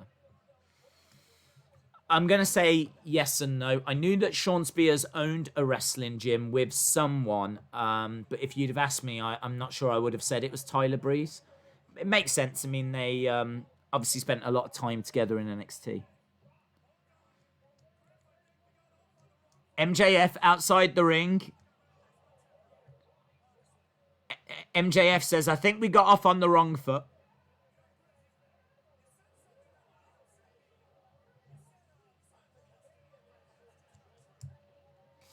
Did you know Tyler Breeze? No, I've just answered that. We were at Picture in Picture. Oh, okay. Well,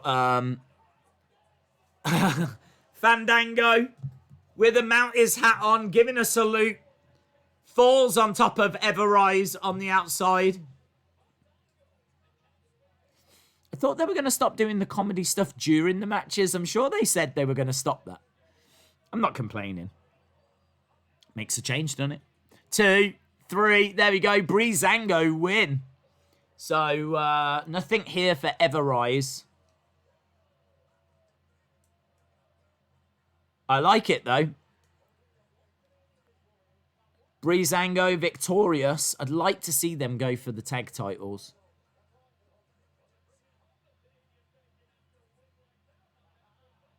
MJF is trash talking Griff Garrison. I don't understand why. Are they trying to build up Griff Garrison?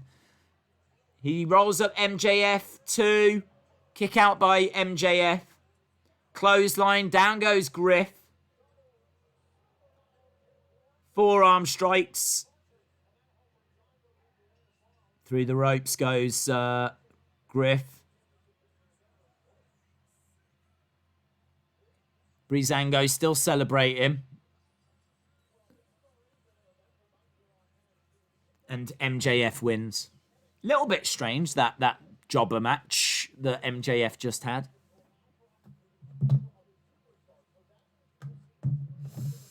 Where are Imperium? Not sure. I mean, I know Volta is, I think, stuck in the UK. But I think Barcel and Eichner are in the US. I'm sure we have seen them during lockdown. They have been building Griff. Okay. That makes sense. I don't know what they were showing us there. Some kind of surgery. Was that surgery to Britt Baker? I love Britt Baker.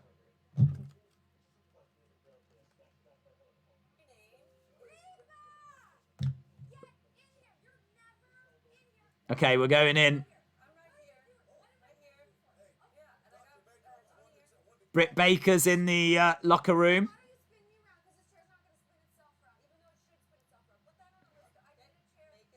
Can you spin me round? There we go. Britt Baker. The conspiracy continues.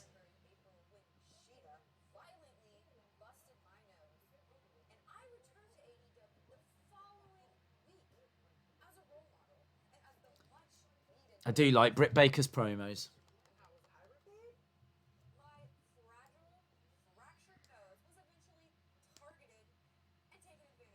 So, she's had surgery done to her nose. Rule number 4, never count out a role model.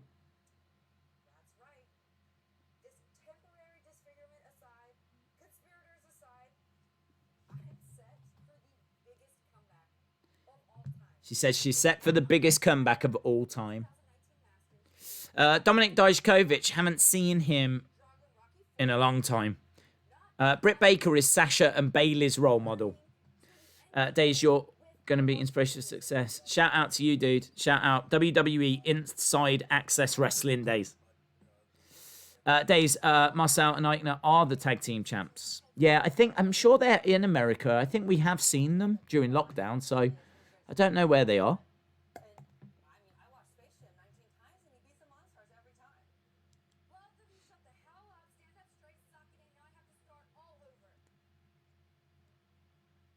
Okay. Britt Baker says she is Michael Jordan.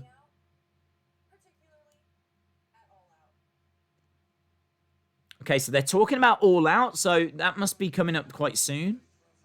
So I'm guessing Britt Baker's coming back at All Out, which I think is August time, thinking about it. Okay, so Brian Cage, we are at commercial break for NXT. Brian Cage making his way down to the ring. Brian Cage, everybody loves. If I had a cage, I would call it Brian as well. Brian Cage versus, who knows, Peter Parrott. All Out, yeah, All Out on the way. Britt stealing Bayley's gimmick. I don't know, man. I think she's pretty original. I love that. I can't remember seeing someone used so well whilst they were injured. Honestly, I think she's one of my favorite things in AEW, which is amazing because when she was wrestling, I wasn't really that bothered by her. They kept saying she was a dentist, and when she was a face, I couldn't stand her. Her heel turn has been such a success. I think I just love it when women turn heel. I don't know why, but I love Bayley as a heel. I'm loving Britt Baker as a heel. Like, the heel turns, like, this year have been really good. Or whenever Bayley turned heel. I think it was the end of last year, wasn't it? Botch Guy, shout out to you. I can see... Hang on, let me go to the other chat. I can't see your comment. Here we go. You should shave your beard one day, Daisy. Yeah, well, Botch Guy, let me tell you. You're not the first to say that, and I doubt you'll be the last either. Yeah, it's on the to-do list. It's quite a long to-do list, but it is on the to-do list. So shout out to you, Botch Guy. Hope you are well. Thank you for stopping by. Appreciate the support, man. And so does my beard.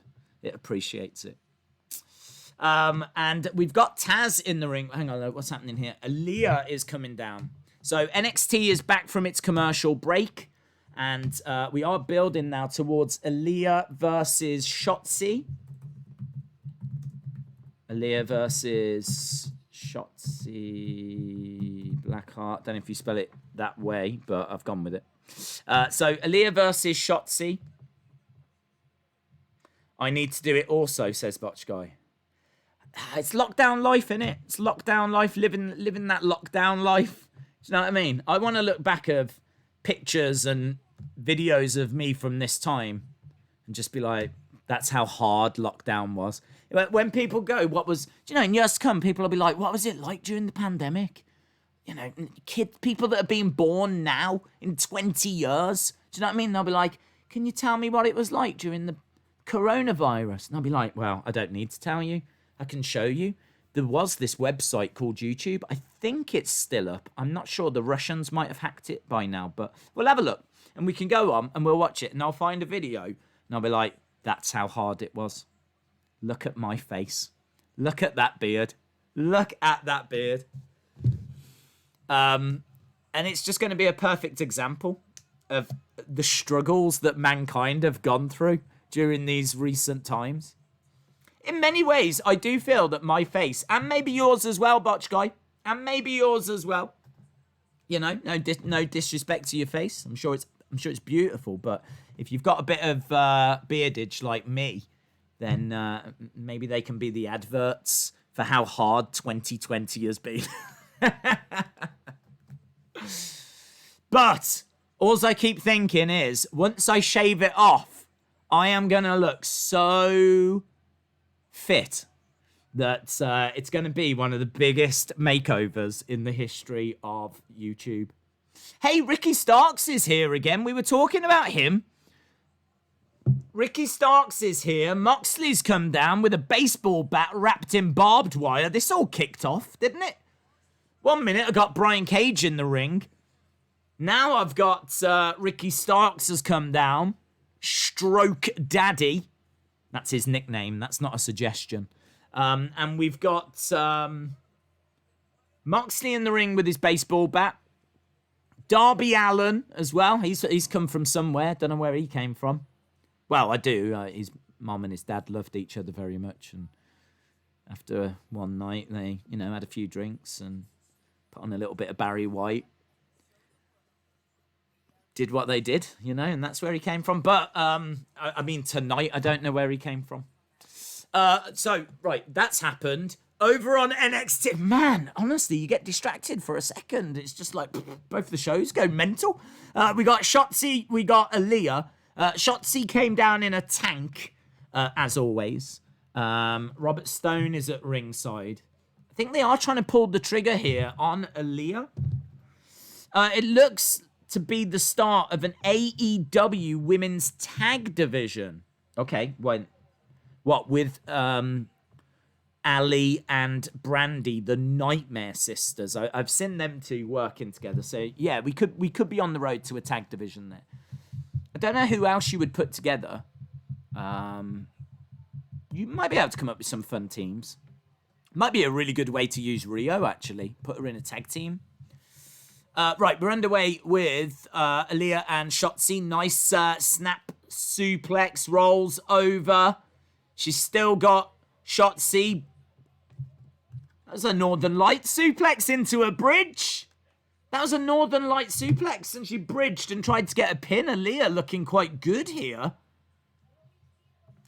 The Robert Stone influence is clearly working, and she's got Shotzi into a camel clutch, but it's not a great camel clutch. Just pull back. Come on. Make her humble. Make her humble. Come on, Alyah. She's a jabroni. Channel your inner Iron Sheik. I make you humble. You're just a tank-driving jabroni. No, couldn't do it. She hasn't got enough Iron Sheik in her. She needs more Iron Sheikness. Open palm strikes by Shotzi Blackheart. Into the corner goes Shotzi, though. She rolls away. Nice. Charges over. Throws Alyah across the ring. Bulldog. I like Shotzi. She's got a cool look. Nice kick. Nice. Spinning forearm. Love them kicks as well. Oh, yes. Belly to back. Going for the cover. 1, 2. Kick out. Still a good match. It's good, man. I'm into it, man. I'm into it. Shotzi looking good here, but Alyah looking good as well. I mean, not a ring attire. A ring attire looks awful. Does look truly awful. I hate this. There's too much going on. Stumps on the legs, reverses. Shotzi goes into the corner. Alyah rolls up Shotzi, uses the ropes. Middle row. Ah, the ref spotted it. Ah, the ref spotted it. Look, and Alyah goes over and she's like, why won't you let me cheat? Nice drop kick by Shotzi. Shotzi going over. Double up. Oh, nice.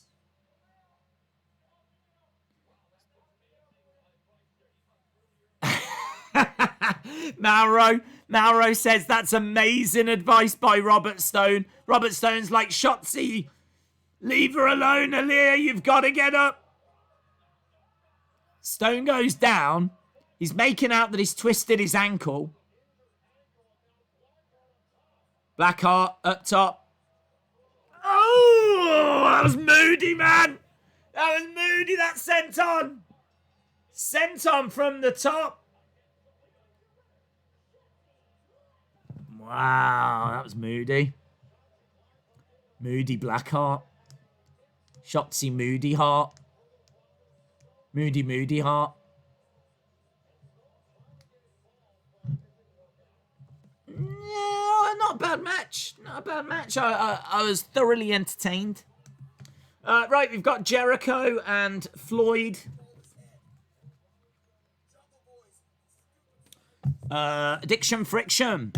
Since Alyah and Liv Morgan are best friends in real life, do you think that they will let them tag team together? I don't think Alyah is ready yet. Robert Stone is down. He's holding his foot out for Shotzi to drive her tank over the top.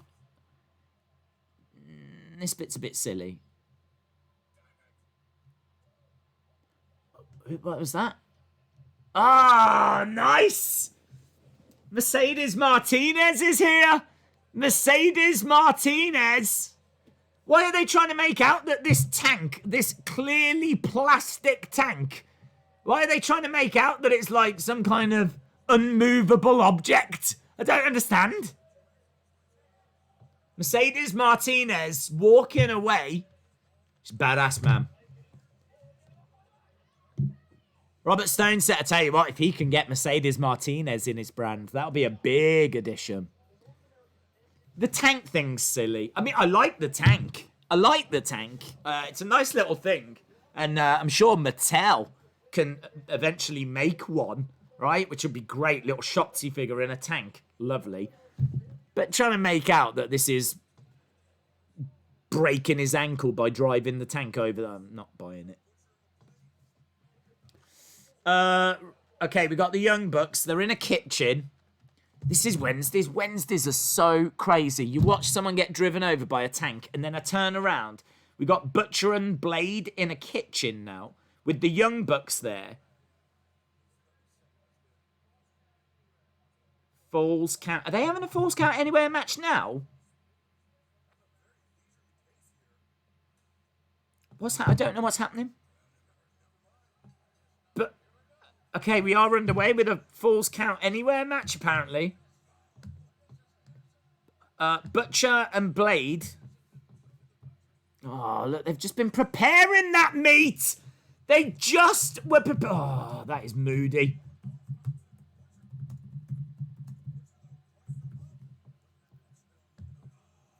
Slam down onto the knee. 40-odd minutes in. This is a riot. This is a Ruby riot. Backstreet Boys. Yeah, the Backstreet Boys are here. I like Butcher and the Blade. Their wrestling is very much NSYNC. Kick to the midsection by Matt Jackson. Kicked to the midsection by the Blade. The Blade doesn't wear his mask anymore, does he? I haven't seen the Blade in his mask in forever. On top of that table. 1, 2. Like me and Keith said, he'd like to give on champions. Yeah. Butcher and Blade in their day off attire. Yeah. Well, I don't know. It was their day off attire, but here they are competing in it. So I don't understand. Are they making out that Butcher and the Blade, like, are in charge of catering? Are they making out that Butcher and the Blade prepare all the meals for catering or something? I don't know. Am I meant to believe that the Young Bucks are taking on the chefs?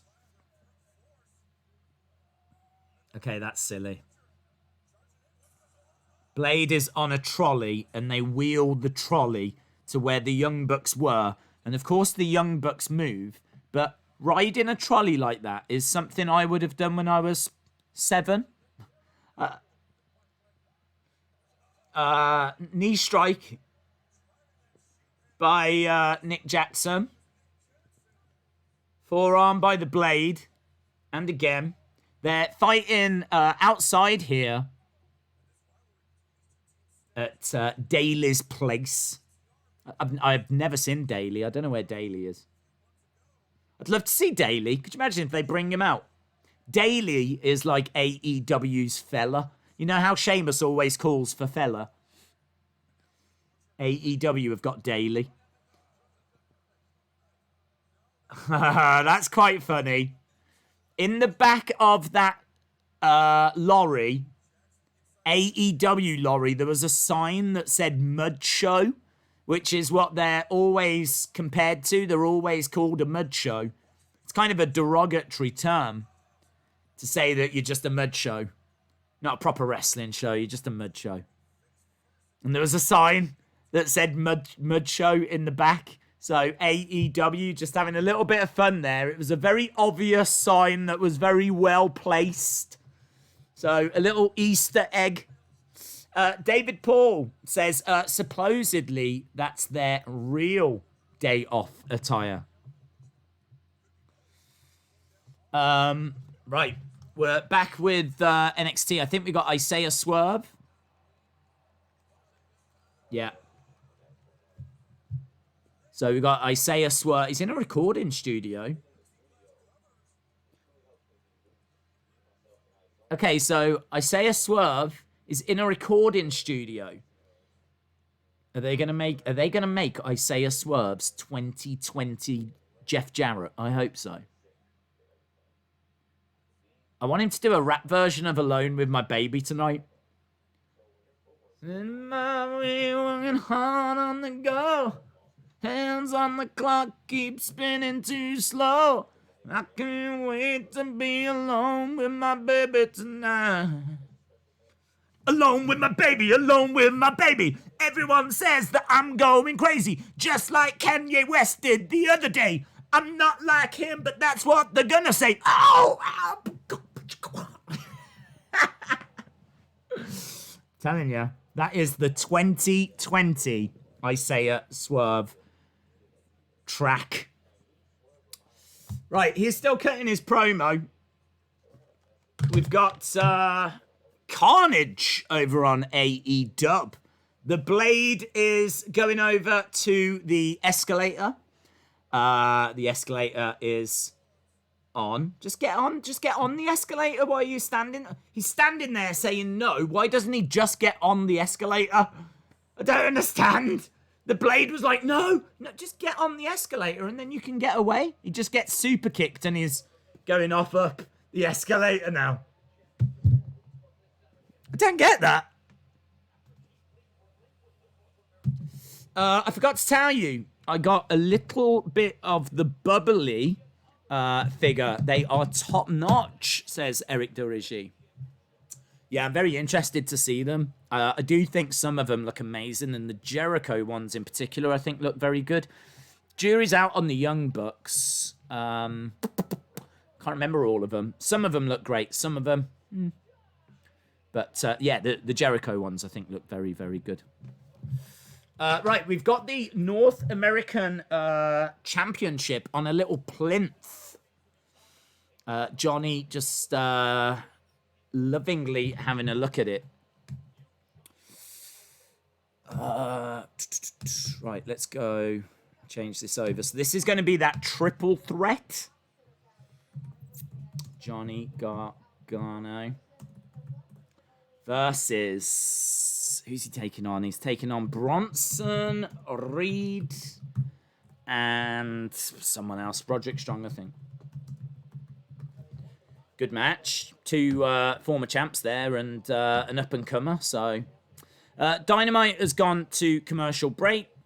Sonny Wolf says, Days, I bought a large ice cap and chill.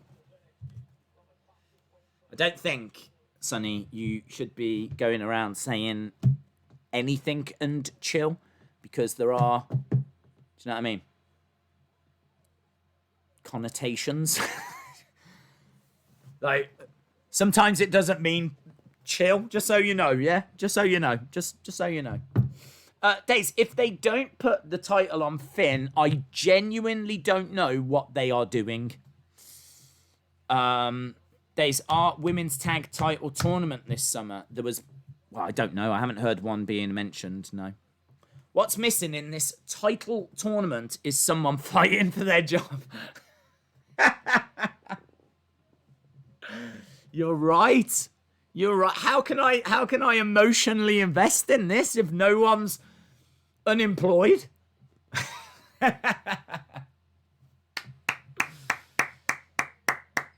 See wrestling with the comment of the night.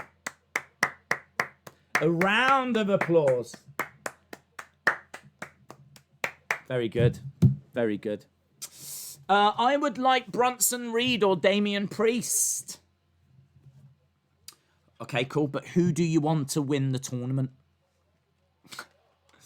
I bought the spicy bean soup chili. Thank you. Robert says, was William Regal's info in regard to this? Yes, I believe so. So I think William Regal's announcement was the news that there's going to be qualifying matches and that the North American Championship would be defended in a ladder match. NXT TakeOver 30. They're calling it NXT TakeOver 30. Because I'm guessing it's the 30th one.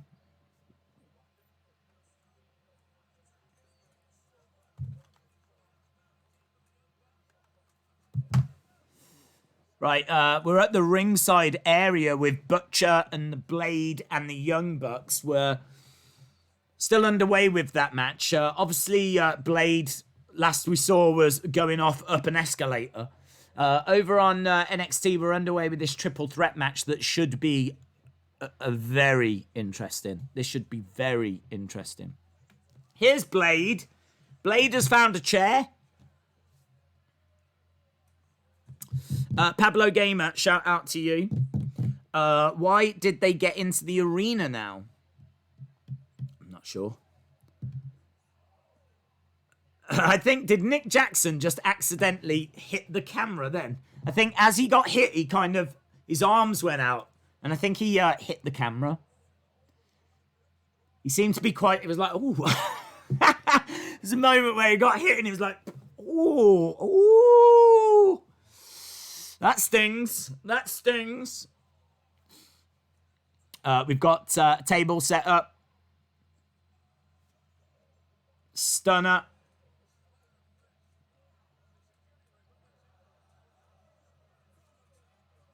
We've got bodies flying everywhere on AEW. They're fighting outside of the ring. It is exciting action. Over on NXT, we got Bronson Reed showing off his power, but Roderick Strong trying to attack him from behind. Nice enziguri kick that was meant for Bronson, ends up hitting Roderick Strong. Bronson pushes Johnny mid-air into Roderick Strong. It's nice. The Young Bucks are trying to suplex the Butcher into a table, but the Butcher reverses it. They should rename it NXT In Your House. Well, they did in your house last time, didn't they? I know what Netflix and chill means. I do have Twitter. I don't know if you know or not. I'm just saying. What I'm saying is, if you didn't know, just be careful. You don't want to turn around to a friend, right, and go, do you want to get Timmy's and chill? Because all I'm saying is you might be sending the wrong messages. That's all I'm saying.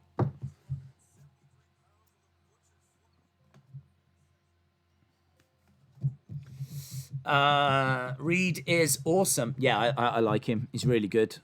Robin813. Bloomin' Hellblade, says the gaming Aussies. Against the ropes. Oh, what got thrown? A chair got thrown? I couldn't see what was thrown, but it was a chair thrown at the Butcher. Nasty. Charging the Butcher back. Top rope Inziguris. Looking now for a running bulldog. Drop kick by Matt Jackson. Rolled over by Nick. They're looking to put the Butcher away. Shoulder up. Shoulder up by the Butcher. So NXT is at commercial break. We're sneaking our way to the half-time scores. Young Bucks. Sharpshooter. Oh, that's moody. So the Butcher is in a sharpshooter and a crossface at the same time. But the Blade comes in. Kick to the midsection. Thrown into the corner. Looking for... Oh, nice. Hangs Nick Jackson out on that top rope. Clothesline to Matt Jackson. We're still going on with this. I don't have friends in this city. They're all further away. Wow. It's probably for the best. If you're going to be going around saying, do you want to go Timmy's and chill? Do you know what I mean? It's probably for the best. Okay, Butcher and Blade outside the ring. They've got, I think it's Nick Jackson. Is it Matt?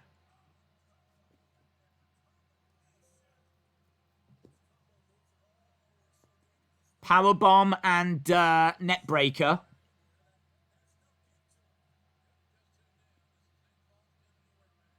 JR says, if you've just tuned in, this is a Falls Count Anywhere match. It's been going for quite some time, actually. They've grabbed a couple of tables. I don't remember reading that this had been advertised. I must have missed it. Surely they would have advertised this. Jawbreaker. Halftime scores. They're coming soon. They're coming soon. Donald Jackson, shout out to you. How many tables do they need, says Michael? That's true. That's true. There's been tables and chairs and everything. Escalators. Kitchen utensils. There's been a lot of stuff. But I suppose it's to be expected in a Falls Count Anywhere, isn't it?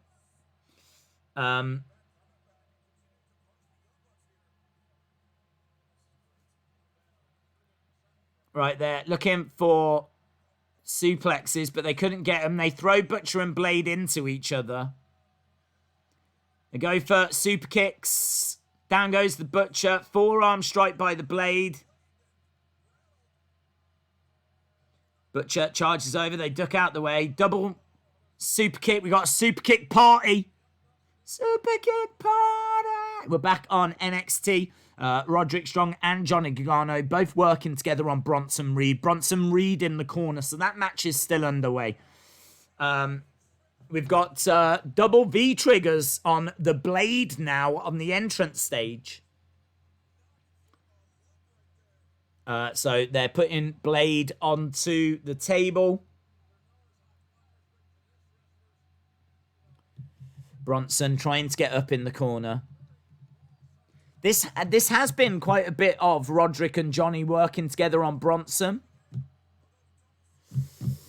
No, DQ match was advertised last week. The AEW match is stupid, says Lone Star Friend. There is a lot of just waiting to set up spots. There was a few moments where they're like clearly building towards a spot rather than it just being a fight. Like, this match has been at its best when it felt more like it was a proper brawl. Do you know what I mean? A proper fight, and the cameraman was trying to keep up with the action. But there's been some moments in this where you can just tell that they're, like, trying to set something up. The Young Bucks come crashing down on top of Butcher and Blade, and they pick up the win. I mean, I think it was good. It was entertaining, but I do agree. They can't help themselves, can they? They can't help themselves.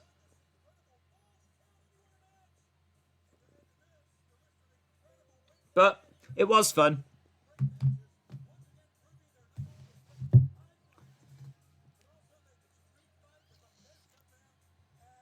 I'm going to see if Days popped for that moment like I did. What moment?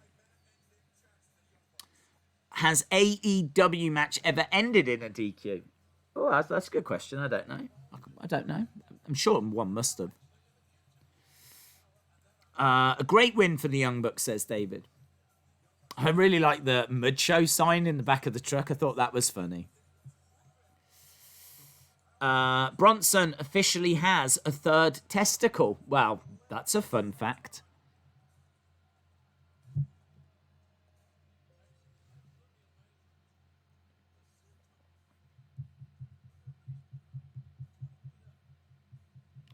Right, so we're still underway with this NXT match. I think we might be going to commercial break now with AEW. Forearm strike by Bronson.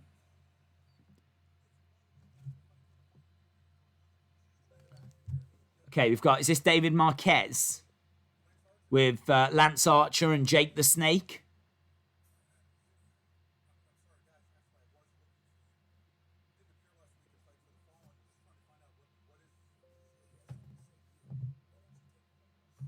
I bought socks, sketchbook, and canvases. Days, I think Reed should win this match. Then they can put Gargano in the match at a later week. I like Reed, yeah. I mean, giving him that opportunity would be cool. But I can't imagine a takeover without Johnny. I mean, Johnny will have to do something, so...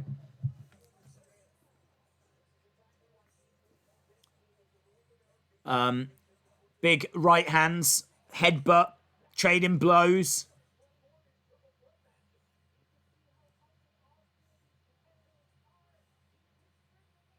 Bronson Reed picking up Gargano. Chop block by Roderick Strong. AEW is 10, all go, no stop. Halftime scores. Yeah, we'll do in a second. Just waiting for one of the shows to go to commercial. I think AEW might be doing that. Yes, they have. Okay, yeah, you can get your halftime scores in. Get your halftime scores in. Roderick Strong gets thrown out of the ring. Johnny trying to get the 3 on Bronson Reed.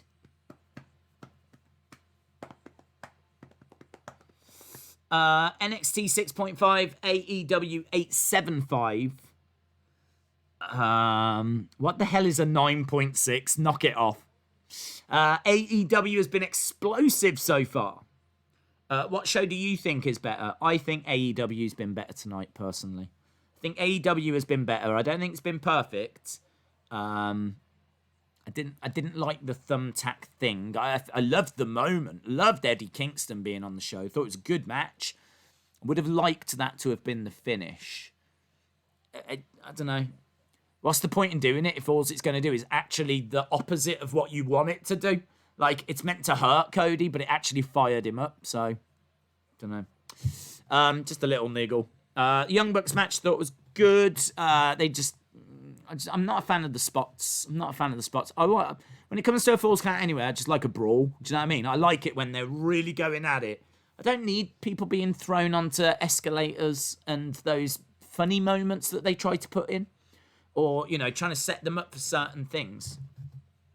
I just want to brawl. I just want to see them brawling. I want to see a fight. And there was elements of that. So, yeah, I'm certainly not down on the show. I think MJF thing was a little strange. Although someone said they are trying to build Griff up at the moment. So maybe that's why he was giving him some airtime. So yeah, I mean, I think it's been solid. I think it's been good. Score-wise, I'm not sure yet. I'd have to have a think about it. NXT, I'd say, is behind. I thought the first match was good. Shotzi Alyah was good, but the tank thing was a bit silly. Breezango, I enjoyed their entrance. Their match with Everrise was passable. I like the fact Breezango won. I think this should be good, this triple threat. And actually, this triple threat match is good. So I kind of feel like they're quite close. I do feel like they're quite close. But for me, that Eddie Kingston being on the show is really fun. And I did enjoy some elements of that Young Bucks match. So, yeah, both decent shows. Both decent shows. NXT 8.5, AEW 8, says Sean. Okay, so Sean sees it just different to me. Just got them close, but the other way round. AEW is an 8, NXT is a 6.25. Rockstar Anch says AEW 9.5, NXT 4.25. Michael says AEW 6.5, NXT 6. Yeah, yeah, I can feel that. Diamante is here. She's got a record of 1 win, 3 defeats. So Diamante. I don't know. Have I seen this girl? I don't know.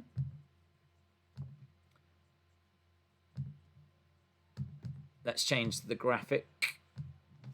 Diamante versus how do you spell it? Oh my god. Not having much success there. They both come out the same? I don't understand. They're both very similar here. They're both coming out with flags. They've both got scarves over their faces.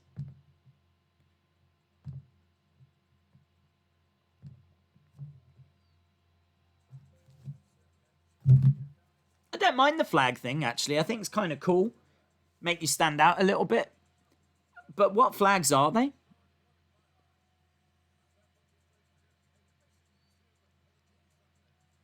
Are they both from the same... Where are they from? Let's Google it.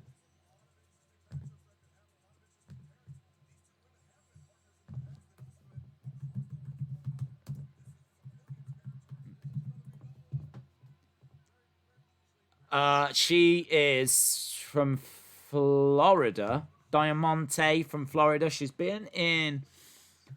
competed in Stardom. But what? Angel Rose. What? I don't understand. What flag is she rocking there? Is that like Dominican Republic or Costa Rica or something? Wikipedia literally tells me nothing. Well, I'm sure someone in the chat will know.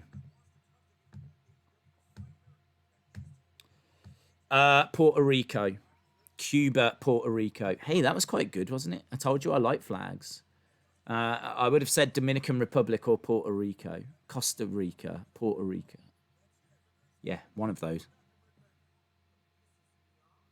Hey, here's Big Swole.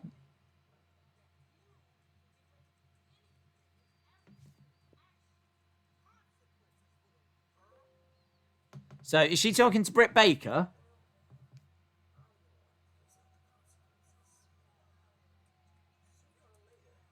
Big Swole says, sooner or later, you'll have to meet me in the ring. Guess what? Brittle Brittany, she calls her. Brittle Brittany? Right. Bronson Reed had Roderick Strong and Johnny Gargano both on his shoulders. Quite impressive. Days, do you remember me from your past streams? Shout out to you, Timothy Luke Grant. Hope you're well. Hope you've been keeping well. I don't know what it is, but I just don't like the women's division for AEW. I feel like it's a bunch of jobbers facing each other, and I don't understand the storylines. I don't know that they're jobbers. I think that they are good in-ring talent, but they just haven't built up like loads of different people. I mean, like they spent a lot of time building up Rio. She was obviously the first champ. We haven't seen her around. I think that she's been stuck in Japan, maybe. or staying away for coronavirus. So they spent a lot of time building her up. Obviously, Britt Baker was a face, and obviously now she's turned heel. But I think she's more over than ever. Big Swole I like. Chris Statlander's out injured, I think. So we haven't seen much of her.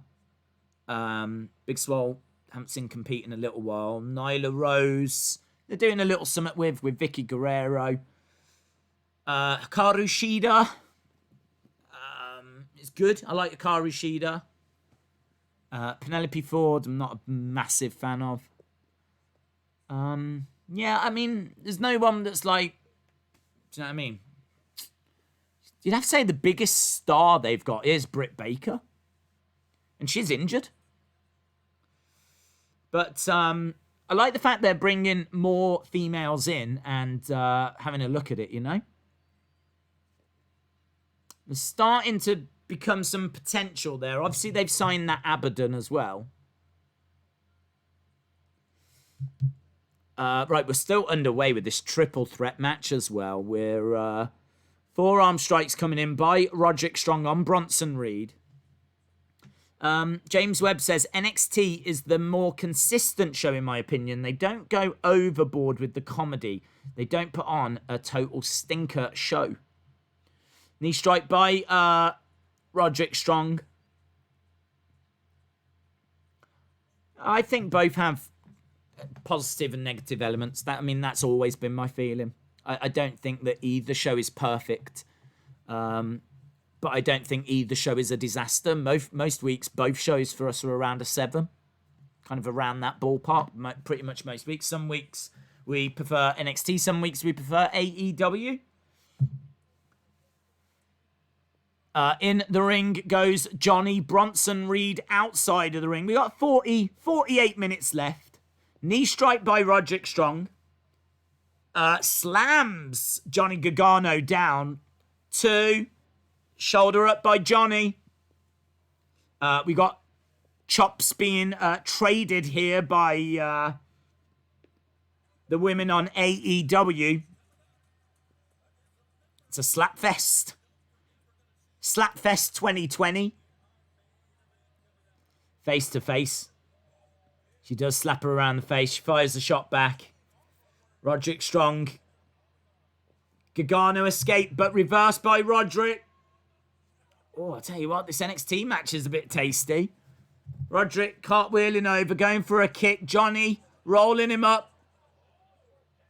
Tell you, these two could put on a classic, couldn't they? I'm sure they have faced each other before. Here we go. Many times. Gargano hurling Roderick Strong into the corner. He was looking for a kick. Oh! Lovely work by Roderick Strong. Johnny rolls to the edge of the ring. Top rope enziguri by Johnny. Into a DDT. It's good action, man. It's a good match. Powerbomb to kick out by the women. Bronson Reed. 2, 3. Bronson Reed has won it. Bronson Reed with a big splash. So Johnny was doing the work on Roderick Strong. Bronson Reed with a big splash. That is a big win. Looks like they're starting to pull the trigger on Bronson Reed here. So there's going to be seemingly 5 people in that ladder match. And Bronson Reed will be one. I think Diamante just picked up the win on AEW as well. Reed wins, yeah. Diamante with an inside cradle. Yeah, that women's match seemed all right. It is just an inside cradle, yeah. Bronson Reed, yeah. NXT sucks, says Mason. It's great to see how many wrestlers AEW is using from Florida's local circuit. Oh, that's cool. I'm not familiar with Florida's local circuit? I mean, are those two women from Florida's local scene? I don't know. I feel like they might have connections to Impact. They're definitely names that I've heard.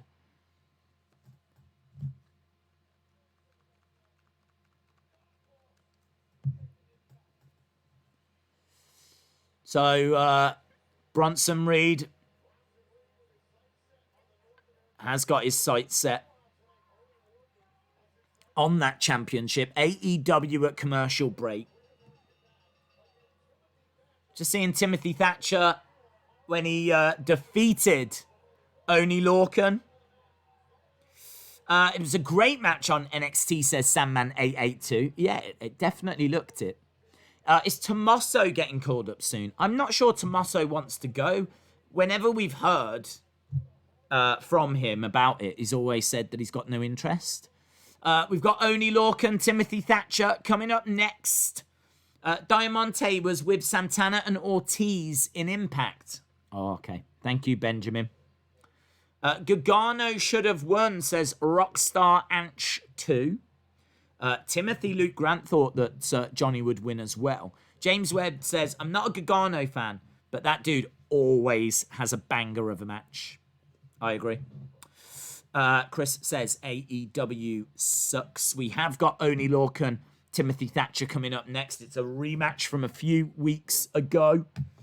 So we can jump in and change that over. I feel like AEW's women's matches are just there to fill time. I don't know that they care. I'm not sure. I think they do. I think that Brandy has got a passion about it. I mean, we've seen her compete and kind of play a part in the women's division. She hasn't necessarily competed in the women's division, but I know that she's been a cheerleader for it. And Kenny, of course, has had a lot of involvement in it as well. I just think that there wasn't seemingly the talent that they could get their hands on at the start. So I think that it didn't get off to the strongest start. If you think that Big Swole came in after AEW had started, Chris Statlander came in after AEW had started. I know Britt Baker was there from the start. Nyla Rose was there from the start. Rio was there from the start. I think Penelope Ford came in at a later date as well. They're definitely adding to it. But, yeah, I don't think it's unfair to say that I think that they definitely looked at the tag division and the men's division maybe more as a priority. But I think they do want a vibrant women's scene. I think they are putting work in to try and establish that. Alan Angels, also known as Five, from the Dark Order, making his way down to the ring. So, Timothy Thatcher versus Oni Lorcan. Rematch, not sure why, to be honest. And Five is taking on Hangman Page.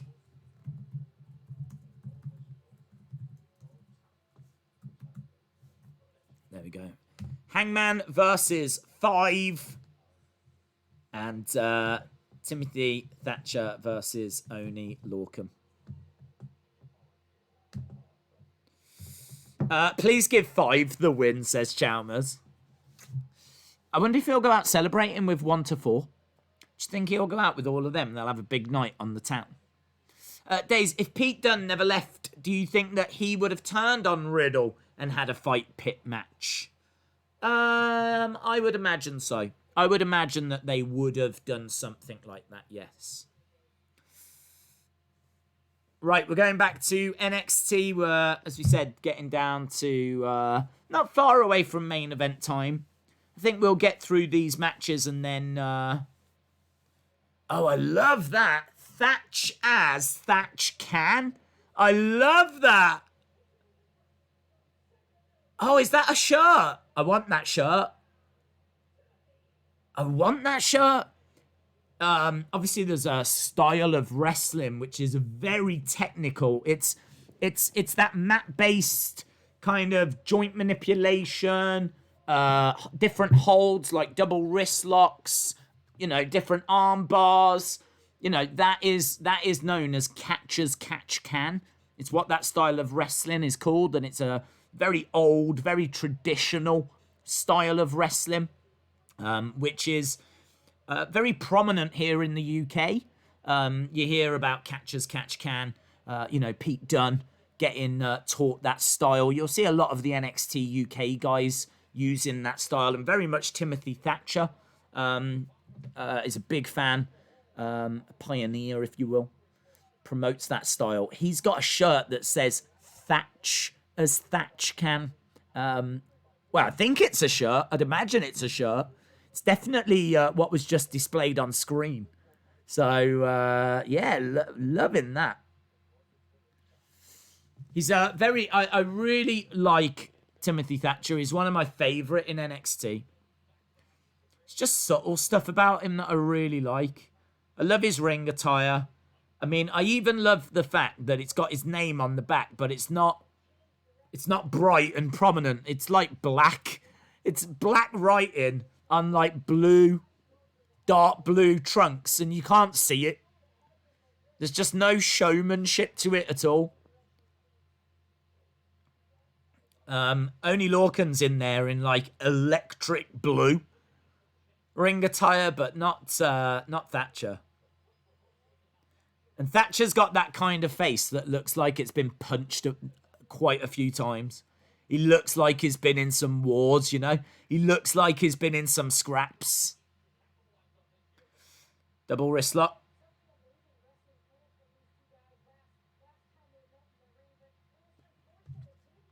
Thatcher with a strike to the midsection. I mean, you're going to see some really great wrestling here.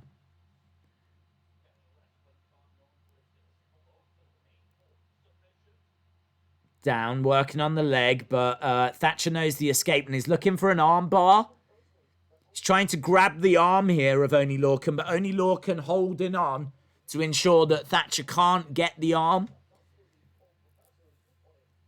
Oney Lorcan, though, has managed to get on top of Thatcher.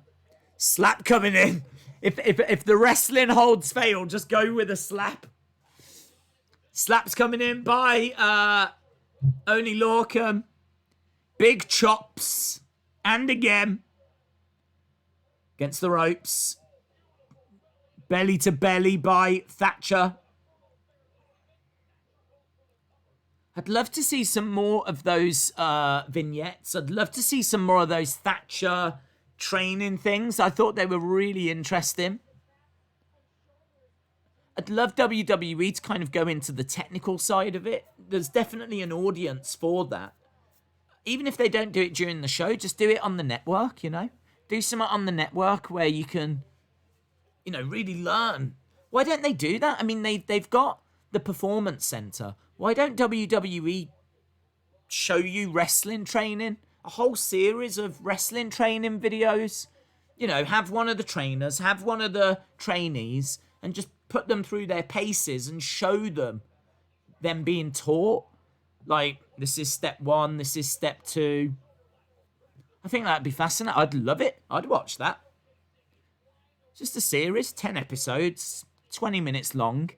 Just kind of going through, you know, the things you learn. Episode 1, taking a bump, running the ropes. You know, the basic stuff. But things to look out for. Episode 2, just looking at different holds. I think that'd be great. Right, we're still underway with 5 against Hangman. Stretching out Oney Lorcan there. Bow and arrow, is that? And he's trying for a pin as well. That's a nice pin. Lorcan going over, trying to grab the leg of Thatcher, trying to hook it.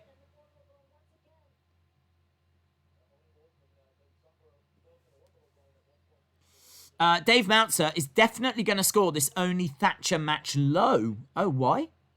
They kind of did that with Breaking Ground, but people on the show got over and Vince didn't like it. Yeah, Breaking Ground was really interesting. They did kind of show the process of how to become a WWE superstar, but I mean, I haven't watched it since back in the day, but I remember Alyah being on that show, and she was awful. Like, they showed her coming out trying to do an entrance and a promo. I just remember it being a bit cringe.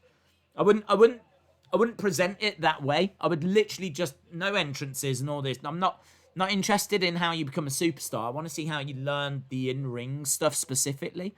And I would just have a trainee, someone that you don't know, and a trainer, and it's the trainer that does all the talking. You see those kind of videos on YouTube all the time, but there's definitely an audience for it. Perhaps they don't want to reveal the secrets. All the magic secrets, you know? Big forearm strike by Thatcher. We've got the Dark Order out, by the way. They're supporting 5. Come on, 5! They're not ones for chants, are they? The Dark Order. I'd love it if the Dark Order were chanting. This is awesome. This is awesome. Let's go 5. Hangman sucks. Let's go 5. Hangman sucks. Fight forever.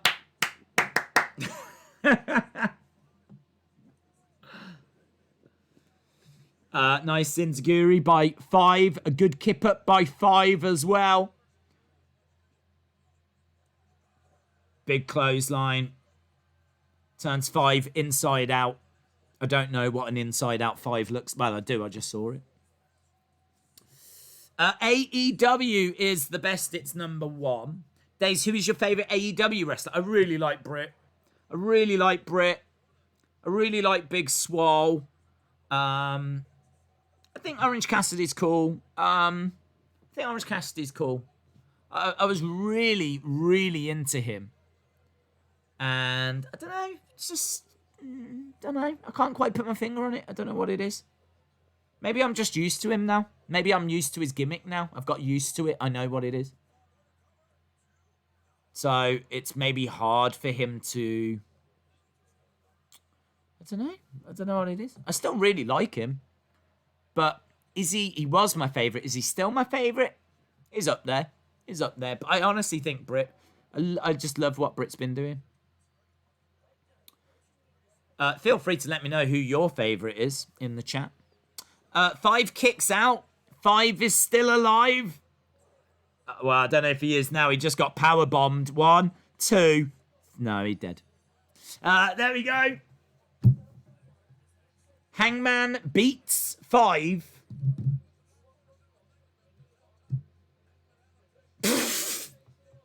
Evil Uno's like, oh, I can't believe it. Grayson's like, well, I am right in thinking they just recruit nobodies. They recruit jobbers and they recruit people off the street. Did they honestly think that one of them was going to go on to beat Hangman Page? They haven't gone and recruited a Carter. It's not a Carter that's under the mask. What was they expecting? I don't understand. I love Evil Uno. Hands on his hips, shaking his head with Evil Uno disappointment. I do love that. Am I meant to think that one on the end is Brody Lee as well? Because he's in like a Brody Lee. No, because here he is. Brody Lee with... I was going to say, that guy on the end is not tall enough to be Brody Lee, but Brody Lee's here in a lovely suit. I do like this suit. Much respect, Brody Lee. Styling and profiling. I think the Exalted One's got fun socks on as well. Breaking news. I just caught a glimpse of his socks. I think this is like Fun Wednesday. I think the Exalted One's got fun socks on.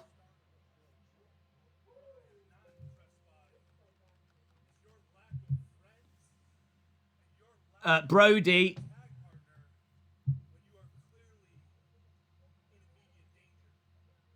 Brody Lee says you are in immediate danger. So where's your friends? I didn't say I'm going to hit you. That's not why I'm here.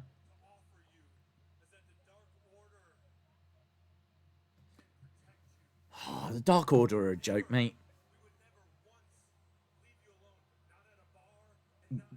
We would never leave you alone, not in a bar. Sometimes you want to be left alone, though, don't you? Do you know what I mean? Sometimes you want to be left alone. So he said, come and join the Dark Order, mate. You've seen how great we are in ring. Come and join us.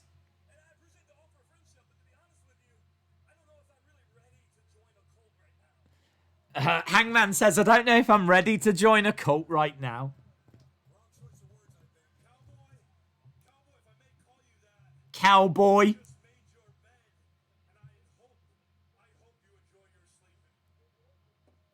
Cowboy, you just made your bed. Colt Cabana, who used to be in NWA. With Brody. Who's the one that's wearing... I swear that's the Exalted One's coat. It looks too big for that one. Why is that? Is that his favourite? Has he got a favourite one? Is that number one? Is number one allowed to wear the Exalted One's coat? I don't understand. I don't even know who these people are. We got Grayson. We got Evil Uno. Is that 1 and 2? 3 and 4? Dark Order remind me so much of the Minions. You know, what's his name? Krug or something. And the Minions. That's the vibe I get from the Dark Order. I swear, they just giggle at bananas backstage. FTR come down with a hamper of beers. So FTR are here to help Hangman. Kenny has come. Oh, here you are, Kenny. Here's Kenny.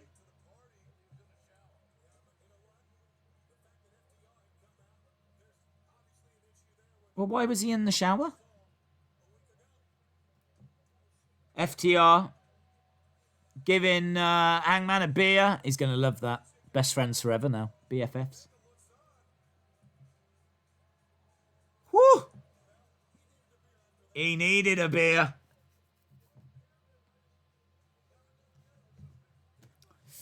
The Dark Order are a bunch of nerds. It is his favourite, I guess. It's like, do you know what I mean? It's like when your dad gives you his coat when you're a kid. Do you know what I mean? And you put it on and it doesn't quite fit quite right. And the sleeves are too long and everything. But you wear it anyway because it's your dad's, you know? Put your dad's jacket on. Right? That's what it looked like.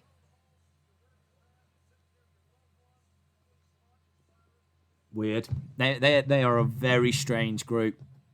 Very strange group. I think they're too bloated as well. I think there's too many of them. And Evil Uno standing there. Oh, what are we going to do with this guy? Oh, where did we get 5 from again? Oh. Hikaru Shida is going to take on Diamante next week. Also, we got next week Darby Allin and Jon Moxley against Brian Cage and Ricky Starks. Got that coming up next week. Everyone in the crowd, by the way, is wearing the same shirt, I believe. It must be a new NXT shirt. WWE Rocks 2423. Shout out to you. I've pre-ordered my AEW figures, says J14. They're not strange. They're dark. Thatcher wins. I didn't see the end of the match. I was too busy admiring Evil Uno. Please don't make the Dark Order champions. Tag Team Championship match. Page and Omega versus Dark Order.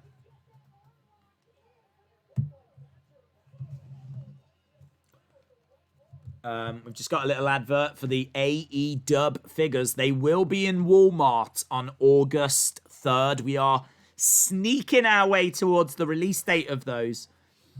Here we are backstage with Alyah and Robert Stone. He was run over by a tank. Is that Mercedes. Stay down.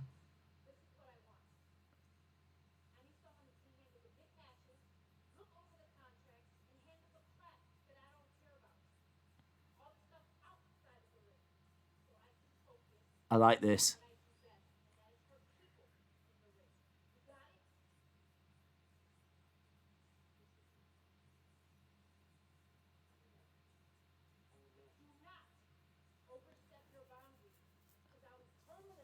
Mercedes Martinez says, I need someone that can deal with the big match contracts outside of the ring. And Robert Stone's like, I'm your man. I'm your man. I'm your man. Welcome to the Robert Stone brand. Mercedes Martinez has joined the Robert Stone brand.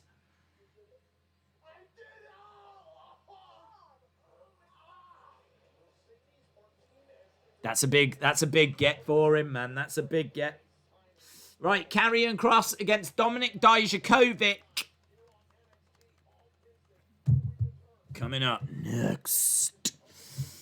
I don't mind Robert Stone. I don't mind him. He can be a bit OTT, but I don't mind him. Yeah, putting Mercedes Martinez with him. Yeah. I nearly wrote Mercedes Martinez then. Karrion Kross. Is Scarlett going to mouth along to the song? That's become my new favourite game. Will she mouth along to the song? Let me know, yes or no. Is she going to mouth? Is she going to be singing along?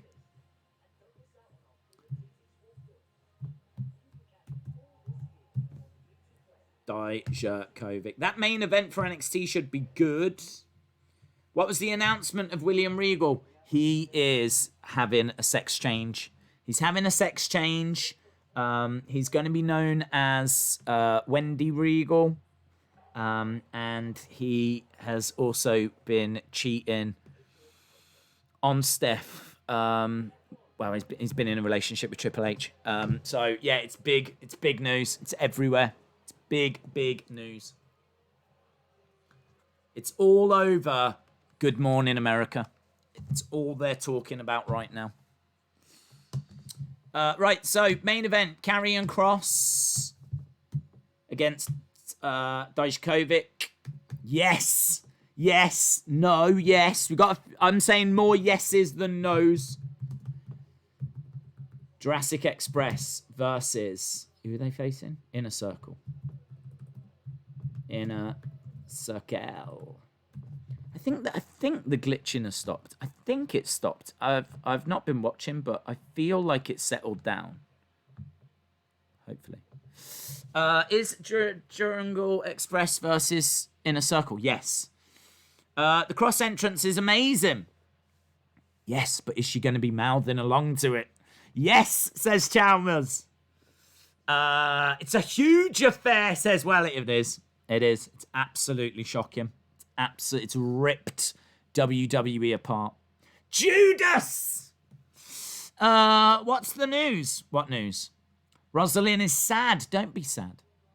Rosalind also says yes. LeBron fan says yes. Jaden says yes. Wrestling Days fan says, I love Scarlett. It did stop, thank you. Ben says yes. Future Compilation says yes. Austin says yes, the glitching has stopped. The demo god is here. I liked that last week with the orange juice. I thought that was good. Was it orange juice or orange squash? I don't know. But I thought it was done very well.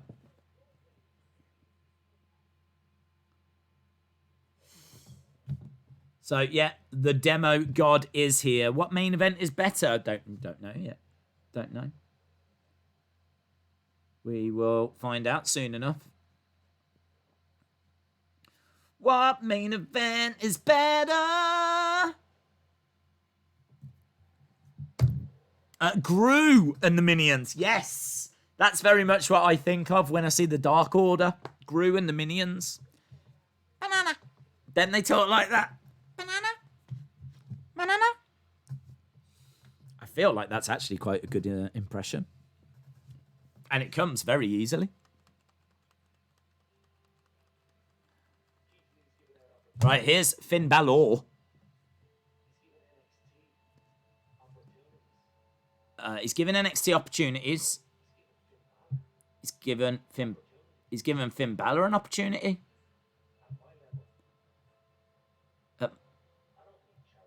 I don't need charity. Oh, he's not man enough to defend the title.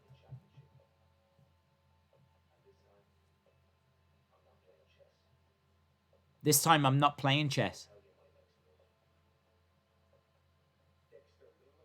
Dexter Lumis. Timothy Thatcher. Ooh, that's a fire triple threat next week.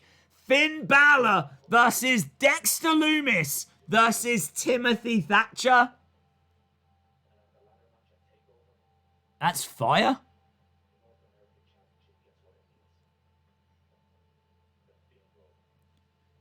The North American Championship is going to get what it needs. The Finn rub. Do I like Finn being in a qualifying match for a NXT mid-card title? I'm not sure, if I'm being honest. Not sure. Are we really saying this is the best way to use Finn Balor? Putting him in that is a great match. That is a great match.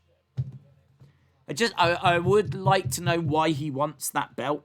Do you know what I mean? He's the first Universal champ. Why the freak are we here 4 years, literally almost to the day? 4 years later, he's competing for the NXT mid-card title. I mean, you've got to admit, that's a fall-off. Right, here we go, my friends. We're going to find out, is she going to mouth along to the song? I don't want her to. So there'll be no cheering if she does. There'll be cheering if she doesn't. This is a great entrance. Black and white, lots of smoke. It looks really cool.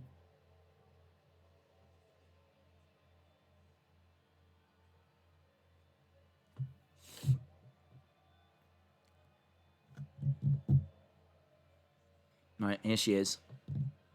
Smile. Don't do it. Don't do it. You don't have to do it. It's a good entrance, this. It's gripping. It's dark. We can hear the song. Did she? It looked like she might be.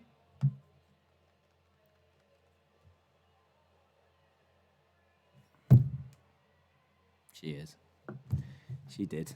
She went there. She did it. Oh, you didn't have to do it, love.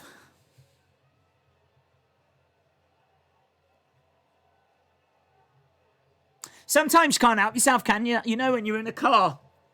You're in the car, you turn the radio on, and you're like, oops, I did it again with your heart. You did it, baby. Oops, you sent that sent from above. I'm not that innocent. And you can't help it. Do you know what I mean? When the radio's on, you're like, yeah. She just really loves that song. She loves it. She's coming down. She's like, don't sing, don't sing. He told me, he said, don't sing, don't sing. It's the one thing he asked me to do is not sing. And then when she gets into the ring, she's like, no. She can't help it, man. Right, Dominik Dijakovic. I bet as soon as this is over, he'll get back and he'll go, what did I say? What was the one thing I said? The one thing that I said. Don't sing along with the song. You don't have to. People can hear it. You're not doing anything. You're not adding anything. She's like, I know, but I love it. I know you love it, but just, you don't stop it. We are going to fall out about this. Right. I don't think he's thinking about that at the moment. He seems to be very focused on Dominik Dijakovic. Scarlett outside the ring showing no remorse for what she's done.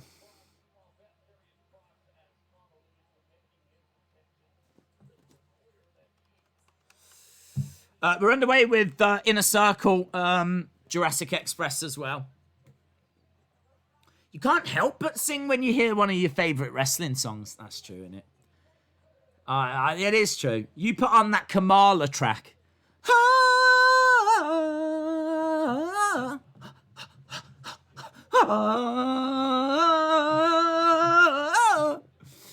And I'm singing along as well.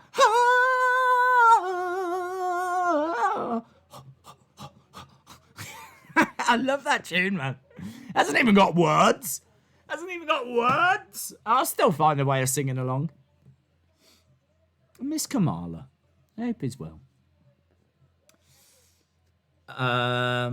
Right, okay. Where are we? We've got 14 minutes, that's all.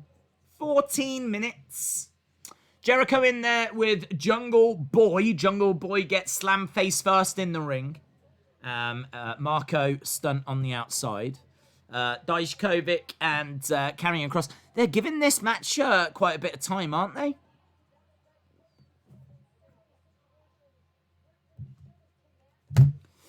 Dain, she wrote the song, so why not sing it? Well, if she wrote it, then I'm guessing that she sings it and that's her vocal. So she's already singing it. Like, I'm guessing that's her that's singing it. And if it's not her that's singing it, then I strongly suggest they re-record it with her singing it, because it seems like she really loves singing it. So if it's her singing it, I don't need to see her mouthing it.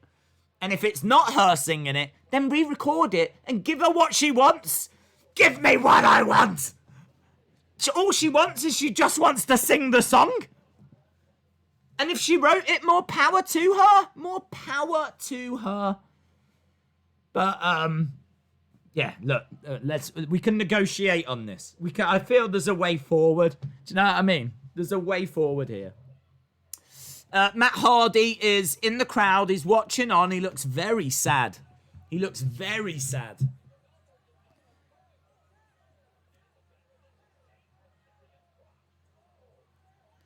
Karrion Kross outside the ring. This is probably the most vulnerable we've seen Karrion.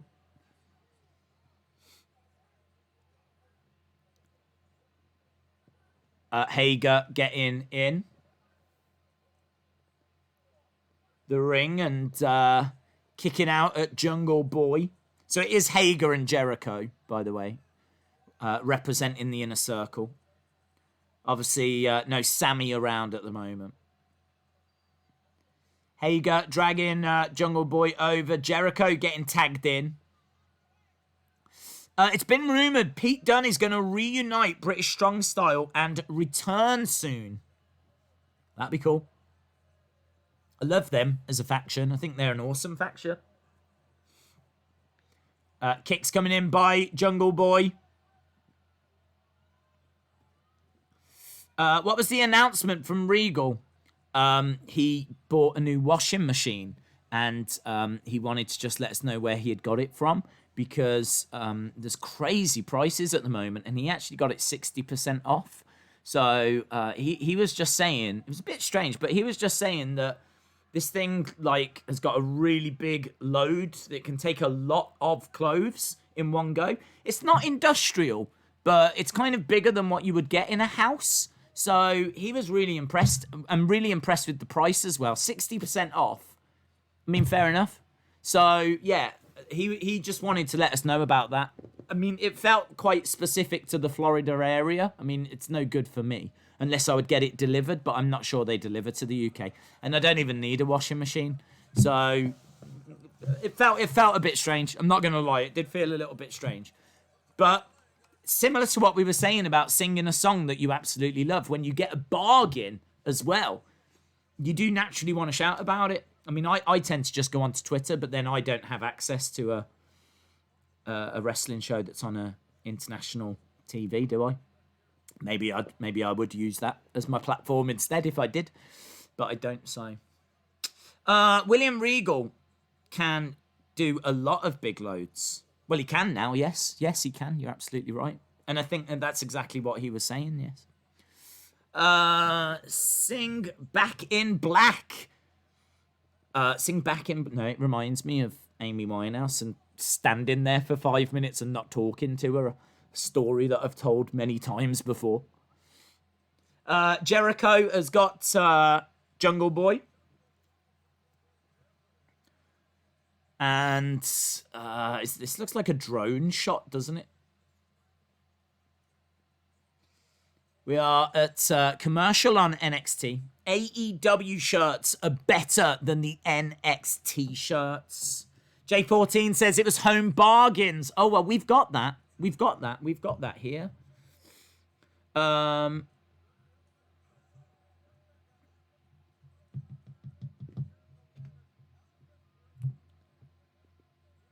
Okay, so Jungle Boy is down and Jericho is going over to make the tag. In comes Jake Hager.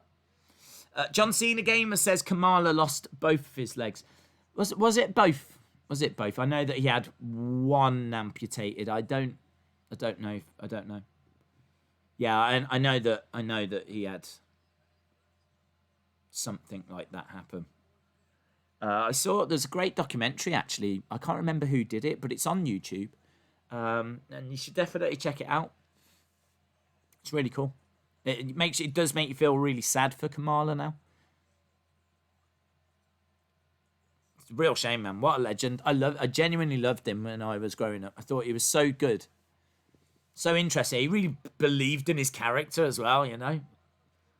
No, there was no doubt in my mind that he was from a lost tribe and he was like a savage and a potential cannibal. There was no doubt. As a kid, there was no doubt.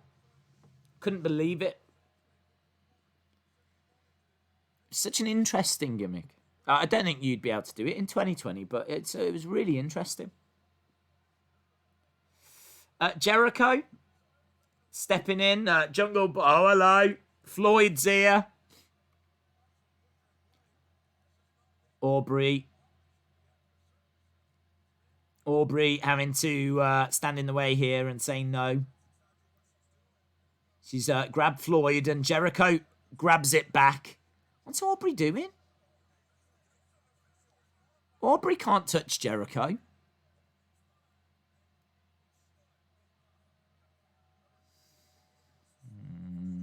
No, I don't know, man. She gets too involved for me. I think she's a perfectly fine ref, but I don't want to see Jericho and her pushing each other. Karrion Kross and Scarlett versus Andrade and Zelina, says Johnny. That would be cool. Karrion Kross versus Volta, says Robin813. Sonny Wolf says, why did the bicycle collapse? It was too tired. Nice. William Hens says, Dijakovic, interesting. What did he do before entering the PC? I don't know. I don't know what he did. I'm guessing he was on the indie scene. Kamala only had his left leg amputated, not both. Still moody though, isn't it? Still moody. Still heartbreaking for him. Was it I can't remember why or what it was. I know it wasn't like a car accident or anything like this. I think it was, I don't want to say diabetes. I don't know. I don't know. But it was something like that. Dijakovic goes into the ring steps. They did show Matt Hardy in the crowd, but we haven't seen him since. They are really bringing up this ref. I think it's a bit much. Yeah, I mean, it's not a disaster. It's not a massive issue. I'm just saying, like, I think she's a good ref. I think that she's, always in a... She hasn't got much background in it, I don't believe. I don't think she was reffing too much. I don't know. I don't think she was, like, big on the indie scene or anything. I don't know how I don't know her backstory, in all fairness. But I do think she does a decent job. But I know she's very good friends with him and everything. And she does just kind of get a little too involved for me, but it's no biggie. Dijakovic is down, Karrion Kross.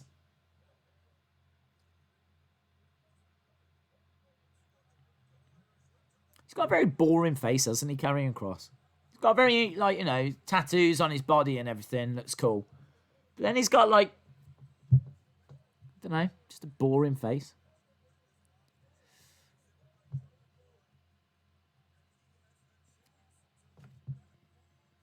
It's a little bit like his face looks like Stone Cold's cousin.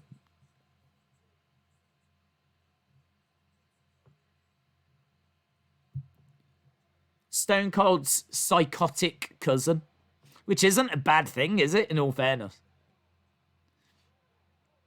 Dijakovic is out. And he's getting thrown back into the ring. We got 5 minutes left. Aubrey was a video game developer and is now head ref. Do you know, that's I've never thought about that. I've never thought about what she did before. She must have been a ref somewhere. She must have. They didn't just get a video game developer and go, do you want to be our ref? And she's not bad as well, so she knows what she's doing. Forearm strike by Jungle Boy. Days, Matt is portraying his big money Matt persona. Okay. She co-hosts the podcast, yes. Oh, Luchasaurus was in and he's trying to pin Jericho. Keith Lee has come down. Forearm strike to the throat by Karrion Kross. So Keith Lee has come down and he's, I don't know, staring at Karrion Kross.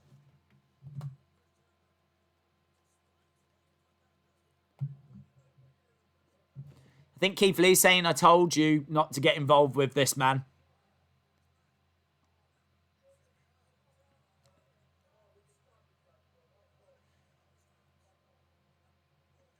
Is this how they're going to write Dijakovic off TV? Is this how they're going to call him up, do you think? It's quite interesting, isn't it? I wasn't keen on this match. I felt like it was an unnecessary distraction. But the way that they're telling this story makes me think that they're actually using him now. And they could write him off TV. They could have it so that Karrion Kross destroys him and he's done with NXT. Keith Lee doesn't know what to do.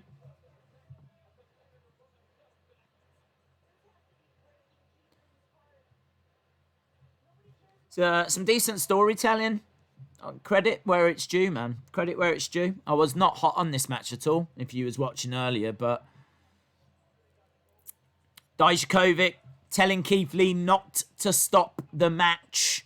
Keith Lee desperate to stop it. Dijakovic is being choked out here by Karrion Kross.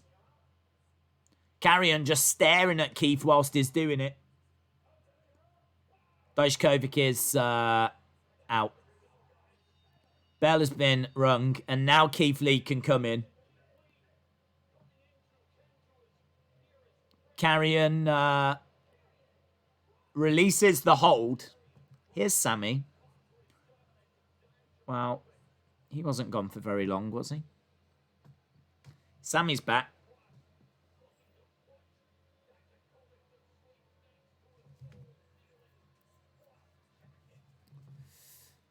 I think Sammy coming back is going to be quite controversial because that's quite quick, isn't it? Credit where it's due to NXT. Some good storytelling there. Sammy coming back, not sure about. I mean, it's been a few weeks, but...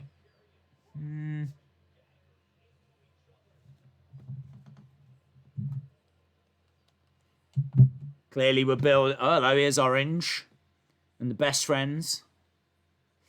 Cassidy's come out, yeah. What did William Regal announce? William Regal announced that he started a new business. He's going to be selling sun cream. It's called Regal's Sun Cream. And apparently it's the most protective sun cream that's ever been on the market. Apparently you only have to put it on once and then you won't need to reapply it again for a week. So they're saying it's going to revolutionize the sun cream industry. He's really excited about it. So, yeah, I don't know. Apparently it's going to be on sale on WWE.com. It's called Regal's Sun Cream. And it's going to come in different colours, which I didn't quite understand. Apparently, once you rub it in, it's just see-through. But when you squeeze it out, like, you can get green, you can get blue, you can get yellow. I don't know what that's for. Maybe, I don't know. Just gimmicking it. Do you know what I mean? But apparently, once you rub it in, you can't tell any difference. But yeah, apparently lasts a week. So I don't know. He didn't say what factor it was.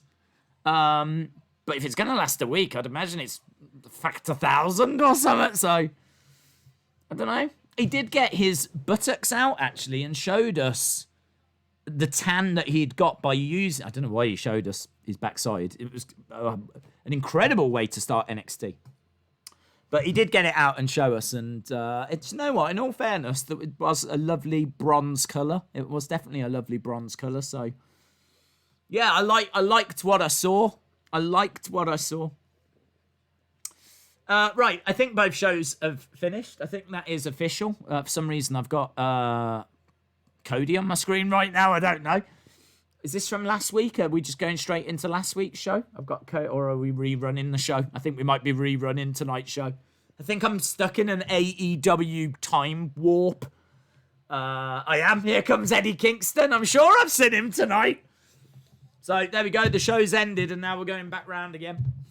So AEW has finished. The big breaking news, Sammy Guevara is back over on NXT. The big breaking news, there will be an NXT North American Championship tournament. And we're getting some great matches as a result. So Dijakovic written off, says Max. Yes. Get your scores in.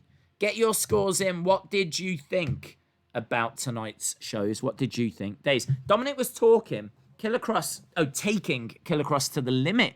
So logically, in kayfabe, Dijakovic can easily defeat Ciampa. Wrestling's never quite worked that way. This person's beaten that person, I've beaten that person, so I can now beat that person. It doesn't quite ever translate. Which is good. I'm glad it doesn't, because it doesn't work that way in UFC either. Days NXT 8.75. Okay, get your scores in. I'm very annoyed. WWE buried Ciampa and Dijakovic. I can't wait for Kross to lose badly to Roman. But now I hope Keith Lee destroys Kross. Not sure. I'm going to get that Regal sun cream. It's only £1,000. What is it on? That's too much. I don't even know if I've spent £1,000 on sun cream in my life. That is great news that Triple T has released via William Regal. I got to tell you, I think the Wrestling Escape Pod this week's quite fun. I did that yesterday as well. So not only is the membership thing coming, but I sorted out this week's Wrestling Escape Pod, and I do think it's quite a fun one this week. We just had a chat. Good laugh, really. So, are you lying? Did Regal say that? Well, it's very difficult for me to know 100% because I have to have the sound turned down for copyright reasons. Plus, I'm having to watch, both. So, I am piecing what I saw, but I think it's there or thereabouts. People use the word buried too much. Ciampa and Dijakovic aren't buried. Both were 8 out of 10, says Tremonte. Monica King says AEW 725, NXT 7. NXT 8, NXT 7, NXT 7.6. AEW 7.8, NXT 9.9. John says, shout out to you, John. Hope you're well, mate. I don't know if I shouted you out. NXT 7.5. Esteban says AEW is a solid 9er. Rockstar Anch says 9.5 AEW, 6.25 NXT. Oh, here we go. Kim says, give Sammy a break. He said that stuff years ago, and in that time, he helped save a life. I'm not too down on Sammy. I'm not someone that was saying that he needed to be fired or anything like this. But even Sammy said that he needed to go away kind of take stock of what had happened. And didn't they say that he was going to get therapy or going to get some kind of, do you know what I mean, address any underlying issues, things along those lines? It kind of feels like he's been away. I don't know how many weeks it's been. It has been a few weeks, but I don't know. I wasn't expecting him anytime soon. I wasn't expecting him anytime soon. So to see him tonight was a surprise. I don't think that's an understatement. I think everyone would agree that it's surprising to see him. And I still stand by the fact that it's going to be controversial. I think whenever he was going to come back was going to be controversial. I think it's too soon, if I'm being honest. I think it's a touch too soon. Not drastically bad. I just would have held off a little bit longer. And I think you might see that echoed on social media. Equally, you're going to see people saying it's absolutely fine. I mean, there was people saying he didn't need to go away at all. So there's going to be people all over the spectrum. So I think I would have waited a touch longer. But obviously they're in communications with him, talking to him, finding out where he is with his recovery, if you will. I mean, I think a lot of it was immaturity. I think a lot of it was, as you said, it happened years ago. So I think it was immaturity, something that he absolutely should not have said. And hopefully a bit of his learning was just him growing up. So, I don't know. He's back. He's back anyway. And we'll see where we go from here. Adam says Kross is putting the locker room on notice by beating two of the best. It was a great NXT episode. J14 says AEW 875 NXT 10. Right, okay. So I've read some of your scores. Let me think about mine. What do I think? I think the main event of NXT was better. I was more into that than I was into that. I do think at the halfway point, AEW was just ahead. I think in the second half, though, Timothy Thatcher match was good. The Mercedes Martinez announcement was good. The triple threat match was good. I feel like it's the same story each week. I feel like AEW has the better first hour and NXT has the better second hour. I feel like I'm saying this most weeks. I feel like AEW load up the start of their show, and then the second hour, like as you're getting towards like the halfway point, there's a bit of a lull, and then it builds back up to the main event, and the main event's normally good, and that was a good main event.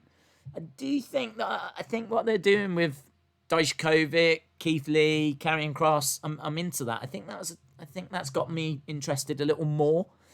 So, I hate doing draws. I hate sitting on the fence. I'd love to sit here and go, nah, that's the better show. I'm not sure there was much in it. I don't think there was much in it. I'm gonna say 725 for NXT. Wasn't much that blew me away. Eddie Kingston was great. The rest of the show was so-so. Some of the Young Bucks stuff was good, but I think that was hour one as well. When it comes to NXT, I feel their second hour was much stronger. I don't think they had anything that was as big as the Eddie Kingston thing for me, but okay, let's not sit on the fence. Let's say that they just got pipped. I think that's fair. For me, it's either gonna if you're an NXT hardcore fan, then I've no problem with you saying this was a draw. If you want to say that they just pipped it, fine. But I from what I just saw, once again, neither show dominated. No way. Neither show dominated. Both shows delivering good stuff, but not knocking it out of the park, if you know what I mean. So yeah, I'm quite happy with that. Could it be a draw? Maybe. Wasn't Sammy gone for 6 weeks? I don't think it was that long, was it? Was it that long? Was it a month and a half? It was during the speaking out movement, wasn't it? Was that 6 weeks? I mean, I will be the first to admit time has just become irrelevant during 2020. Time means nothing. I feel like I live in a timeless vacuum. That's the world that I'm living in. If it's 6 weeks, that has blown my mind. Guys, in all seriousness, the announcement was Regal and NXT are going to stop Daze's plans to build the gate. Creed, I do need to change it back. It's just a thumbnail that's left over from the past couple of weeks. Lauren says AEW also announced a women's tag team tournament this summer. Oh, I never heard that. Very cool. 8 out of 10 for AEW, says Heather. Robin813 says, Daze, who will win the triple threat next week? I'm going to say not Finn. I'm going to say that Johnny and Finn have a match. I think that's a good way of getting them both onto the show. So I'm going to say that it is going to be between Timothy Thatcher or Dexter Lumis. One of those will go through. Probably Lumis. I want Lumis to win it. I want Lumis to become the new North American champ. So I'm going to keep my fingers crossed it's Lumis. And I think we get Johnny versus Finn. William Regal had a regionalization and inverted new coffee beans. Oh. Daze, looks like the moment has come to bid you adieu. Shout out to you, Michael.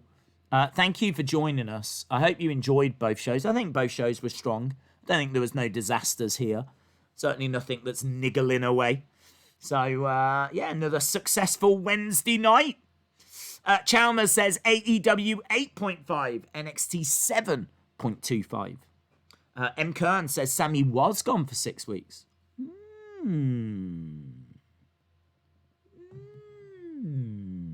That's very interesting. I would have said a couple of months. How long should he be gone for? I think he should be gone for a good few months. That would have been my answer. Those exact words.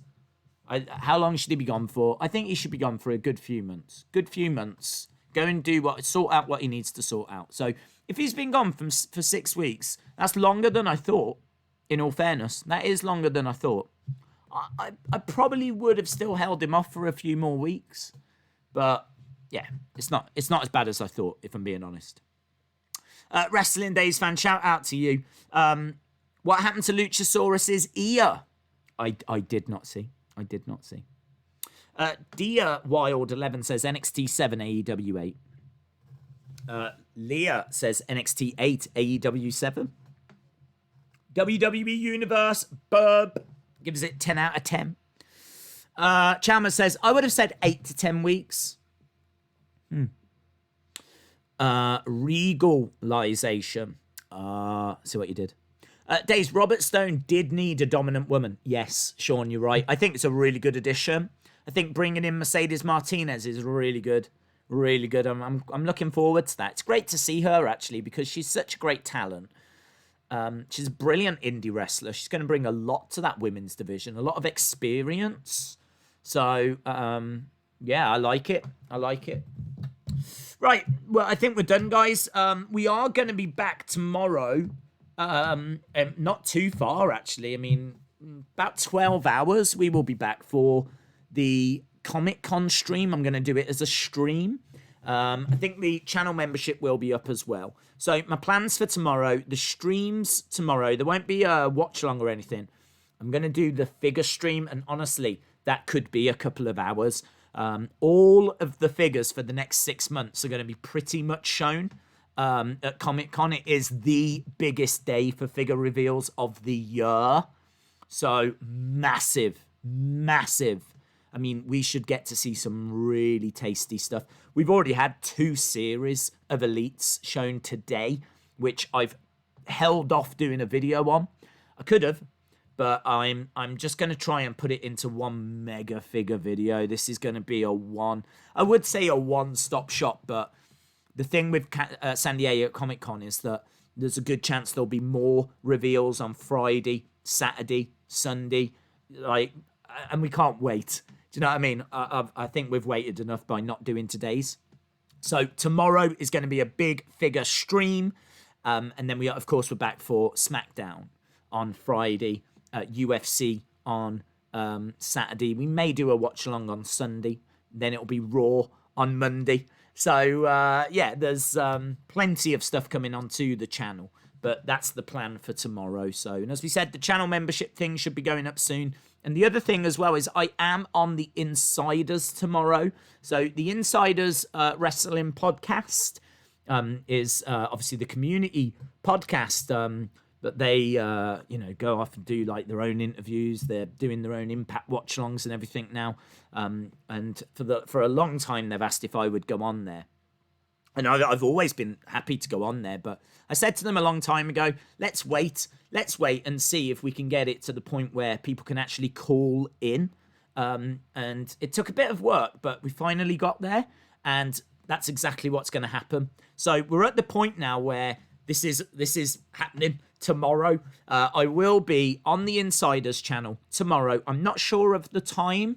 I want to say it's 7 Eastern, 7:30 Eastern, something like that.